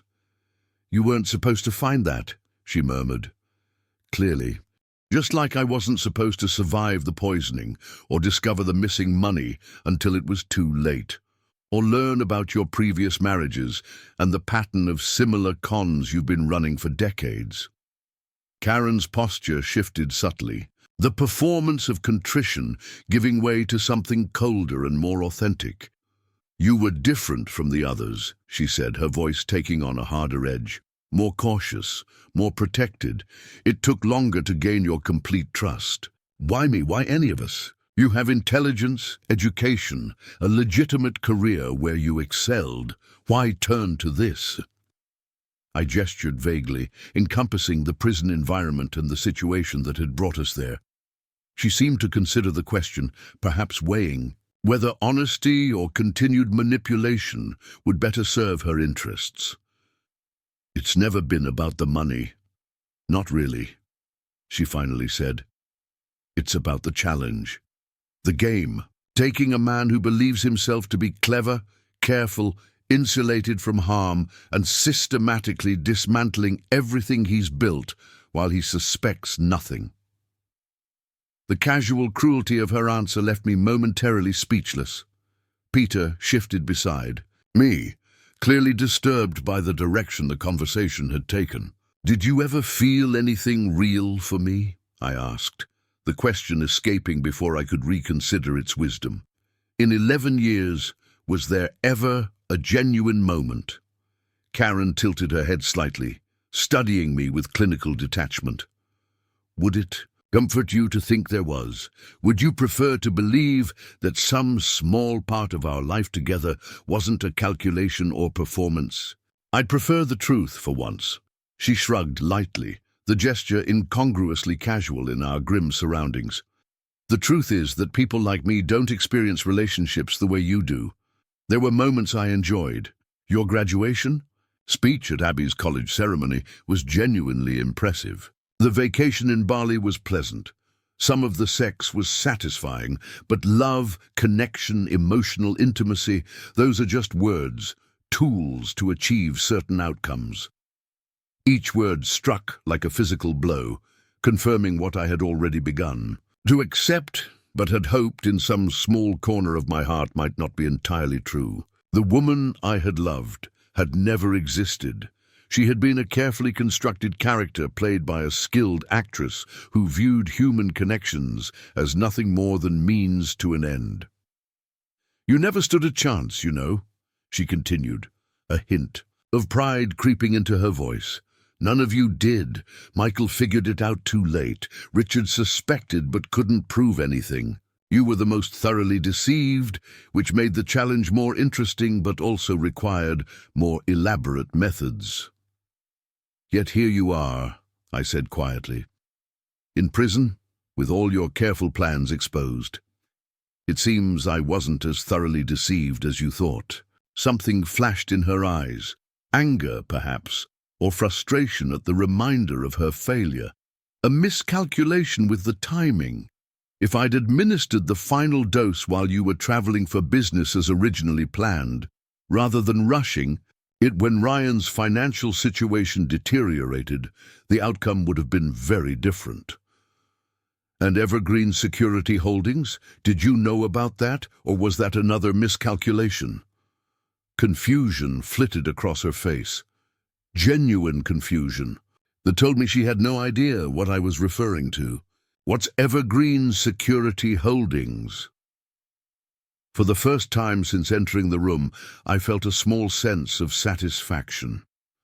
The trust I established years ago after my first divorce, the repository for the majority of my actual net worth, approximately $2 million that you never knew existed and couldn't have accessed even if your plan had succeeded perfectly. Karen's carefully maintained composure cracked, her eyes widening in genuine shock. That's not possible. I went through everything, all your financial records, estate documents, accounts. Apparently not everything. I allowed myself a small, cold smile. Even if I had died according to your schedule, even if you had successfully claimed the insurance money and emptied our visible accounts, you would have gotten less than a quarter of my actual assets. The rest was always protected in ways you never discovered.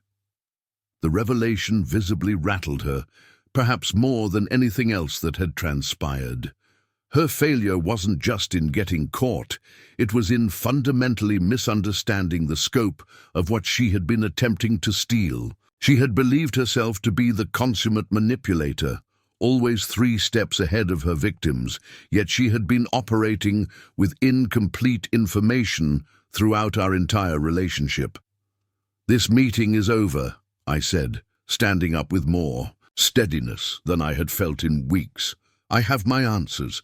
Goodbye, Karen." As Peter and I moved toward the door, Karen called after me, her voice carrying an edge I'd never heard before. "It won't last, you know. The satisfaction of thinking you've won. You'll never trust anyone again, not completely. I've taken that from you forever. Every relationship, every connection for the rest of your life will be shadowed by doubt. That's my real victory." I paused at the door, turning to look at her one last time. "You're wrong. You've taken a lot from me. Time, trust, peace of mind. But you've also given me something valuable. The knowledge that I survived the worst betrayal imaginable and emerged stronger. That's not your victory, Karen. It's mine." The drive back to Mark's house passed in contemplative silence. Peter respected my need to process the encounter without immediate analysis or discussion.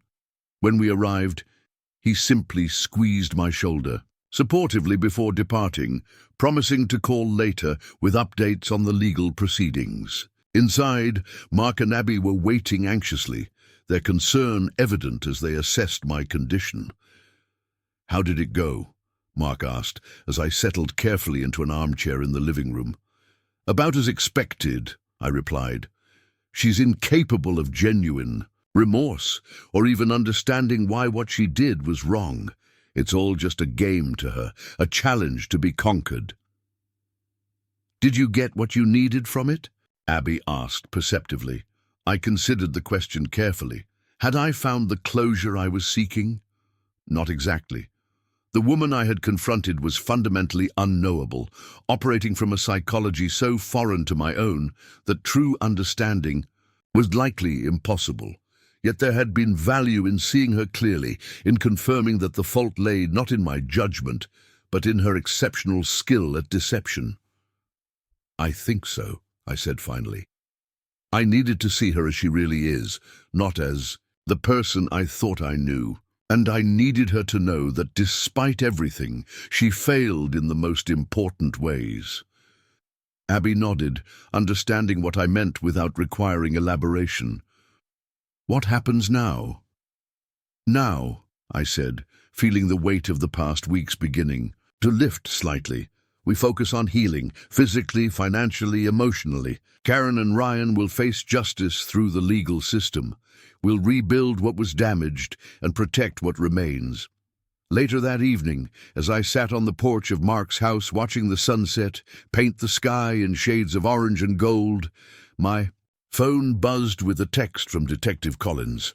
"Thought you should know, Karen Westfield, a.k.a. Mitchell Lawson, has accepted a plea deal. 25 years minimum for attempted homicide, conspiracy, fraud. Ryan Westfield, looking at similar terms, plus additional charges from previous victims coming forward. It's over."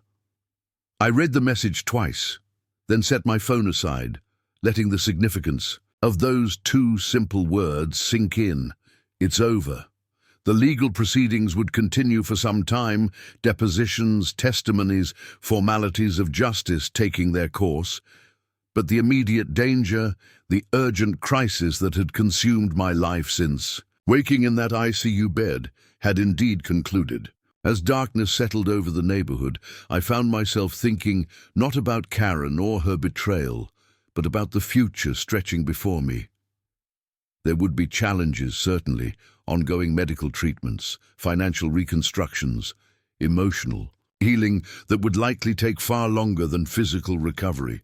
Yet for the first time in weeks, I felt genuine optimism about that future. The life I had believed I was building with Karen had been a mirage, a carefully constructed illusion, designed to facilitate her ultimate betrayal. But in its collapse, something unexpected had emerged. A clearer understanding of what truly mattered, of the authentic relationships that had sustained me through this ordeal, and of my own resilience in the face of extraordinary deception. Karen had been right about one thing. I would never approach relationships with the same unquestioning trust again. But that wasn't the weakness she had intended to inflict. It was wisdom, hard-won and valuable. And in that unexpected gift lay the first step toward whatever came next. Part 5. Rising from the ashes. 6 months after my discharge from the hospital, I stood on the deck of my new lake house, watching the autumn sun ripple across the water. The property was nothing like the West Hills home I'd shared with Karen. Smaller, more rustic, with a focus on natural beauty rather than impressive architecture. I'd purchased it 3 months ago after selling the house in Portland that contained too many tainted memories. My physical recovery had progressed steadily, though not without setbacks. The kidney damage from the poisoning had left me with permanent issues that required ongoing medication and monitoring. The doctors were cautiously optimistic that I could avoid dialysis if I maintained the strict regimen they'd prescribed. Some days were better than others, but I was alive, a fact that still occasionally struck me with profound gratitude when I least expected it. The legal proceedings had concluded more quickly than anticipated. Karen and Ryan had both accepted plea deals rather than face trials, where their meticulously documented crimes would be exposed in excruciating detail. Karen was serving a 25-year sentence with no possibility of parole for 18 years. Ryan had received similar terms, with additional time for his prior victims once they came forward with their own charges. The financial reconstruction had been less straightforward. While Evergreen Security Holdings had protected the bulk of my assets, the process of reclaiming what Karen had taken proved challenging. Much of the cash she'd withdrawn remained unrecovered, presumably hidden in locations only she knew. The property from the storage unit had been returned, though some pieces, including my grandfather's pocket watch, had already been sold to buyers who couldn't be traced. Kiernan Stevens had been invaluable throughout this process, her forensic accounting skills helping to trace and recover more assets than I'd initially thought possible. She'd also restructured my finances to provide both security and simplicity, moving forward, streamlining what had become an unnecessarily complex system over the years. Coffee. Mark's voice pulled me from my thoughts as he joined me on the deck, 2 steaming mugs in hand. Thanks. I accepted the coffee gratefully. Mark and Diane had stayed with me through every step of the recovery, providing both practical support and the emotional foundation I needed to rebuild my life. They'd been the first to suggest the lake house when I mentioned wanting a fresh start somewhere peaceful. The guests should start arriving around noon, he said, leaning against the railing beside me. Abby texted that she and Jason are about an hour away. Today marked a milestone I once couldn't have imagined celebrating. 6 months of my new life, free from Karen's deception and focused on healing and reconstruction. It wasn't my birthday or any traditional holiday, but my family had insisted on marking the occasion with what Abby had dubbed my Renaissance party. Is it strange that this feels more significant than my birthday? I asked, sipping the coffee. Mark shook his head. Not at all. This isn't about marking time past. It's about acknowledging transformation. You're not the same person you were before all this happened. He was right, though the changes weren't all immediately visible. Outwardly, I'd returned to many familiar patterns, running my business, now with Greg as full partner, maintaining close relationships with family, even cautiously rejoining social circles. But internally, everything had shifted.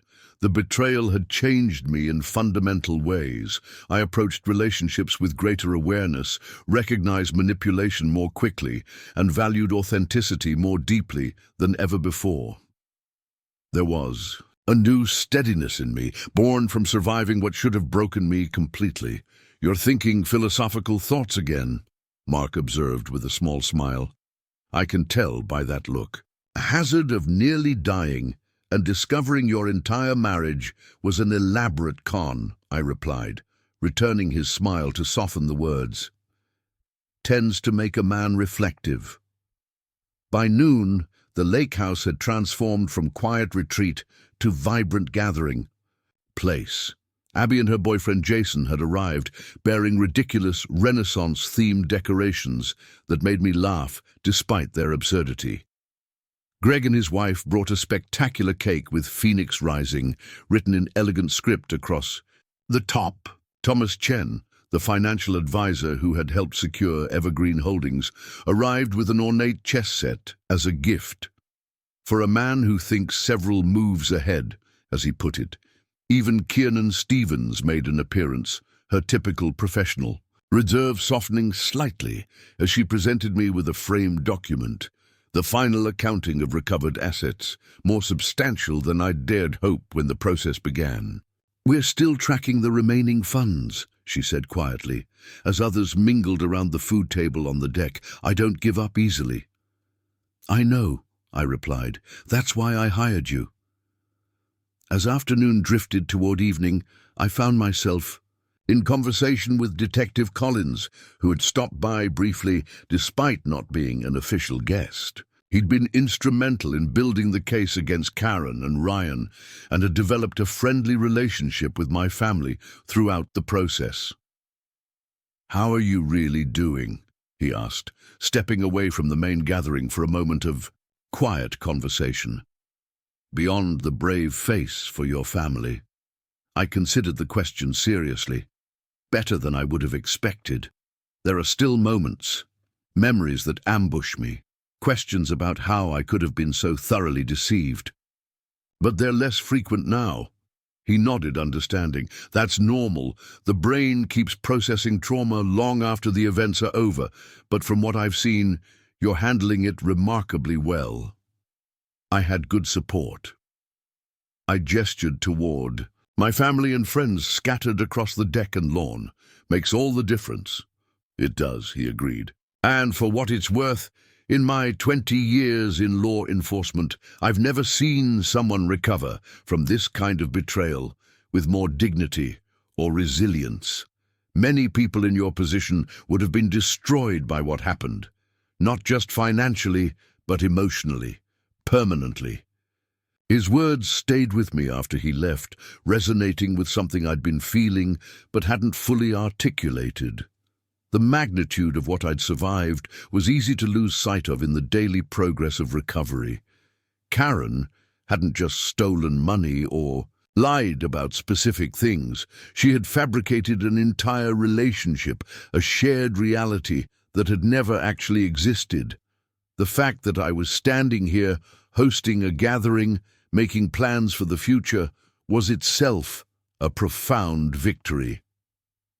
As evening settled over the lake, casting long shadows across the water, my guests gathered on the deck for an impromptu toast. Greg raised his glass first, his familiar business confidence tempered with genuine emotion. "To Jeff, who taught us all that the worst moments in life don't define us. How we rise from them does." Others added their own sentiments, each touching on different aspects of the journey we'd shared. When it came my turn to speak, I found myself looking out over the faces of those who had stood by me through the darkest period of my life. 6 months ago, I wasn't sure what my life would look like moving forward. Everything I thought I knew had been undermined, every certainty questioned. But standing here now, I realized that what Karen failed to understand, what people like her can never comprehend, is that authentic connections can't be permanently broken by deception. I raised my glass toward my assembled family and friends. You are the real wealth in my life. No hidden trust or insurance policy could ever protect something as valuable as the relationships in this room. Thank you for helping me rebuild not just my finances or my health, but my faith in human connection. Later, after most guests had departed and only Mark, Diane, and Abby remained, we sat around the fire pit on the shore, watching stars emerge in the clear night sky. The conversation had drifted to lighter topics, a welcome respite from the weight of everything we'd navigated together. "Have you thought more about that consulting offer from Vancouver?" Abby asked, referring to a recent business opportunity that had presented itself through an industry connection. "I'm considering it," I admitted. "It's interesting work, minimal travel, good terms, might be a nice next chapter professionally." "I think you should do it," she said decisively. "You've always been best when you're building something new." Her words captured something essential about this period of my life. I was, in many ways, building something new, not just a career shift or a different home, but an entirely different understanding of myself and my place in the world. The insurance policy clause that Karen had never read, the one that had automatically removed her as beneficiary when she took financial action against me during my incapacity, had been just the first domino in the collapse of her carefully constructed scheme. But it had also been symbolic of something larger, the protection that comes from careful attention to details others overlook, from planning for contingencies others ignore. Evergreen Security Holdings had safeguarded my financial future, but the true security in my life came from something Karen could neither understand nor steal: the authentic connections that had sustained me through the crisis and continued to form the foundation of my recovery. As the fire burned low and conversation quieted, I found myself filled with an unexpected sense of peace. The betrayal would always be part of my story, a chapter I couldn't erase. But it no longer defined the narrative. It had become instead a turning point, the difficult passage that led to somewhere new and in many ways better than what had come before. Karen had been wrong in her final assessment. My capacity for trust hadn't been permanently damaged. It had been refined, made more discerning, but also more deeply appreciative of genuine connection when I found it. The doubt she had hoped to instill had transformed instead into wisdom, a hard-earned gift that would guide me through whatever lay ahead. As Abby and Jason said their goodbyes, promising to return for Sunday brunch in 2 days, I watched them walk hand in hand toward their car, their easy affection a reminder that authentic love continued to exist in the world, despite what I had experienced. Standing on the shore, as the last light faded from the sky, I felt something shift within me, the final release of whatever lingering power Karen's betrayal had held over my life. The past couldn't be changed, but the future remained unwritten, full of possibilities that were mine alone to discover. Tomorrow would bring new challenges, ongoing recovery, and continued rebuilding. But tonight, under a sky filled with stars reflected in the still waters of the lake, I stood firmly in the present moment, grateful, resilient, and finally, completely free. Up next, you've got 2 more standout stories right on your screen. If this one hit the mark, you won't want to pass these up. Just click and check them out.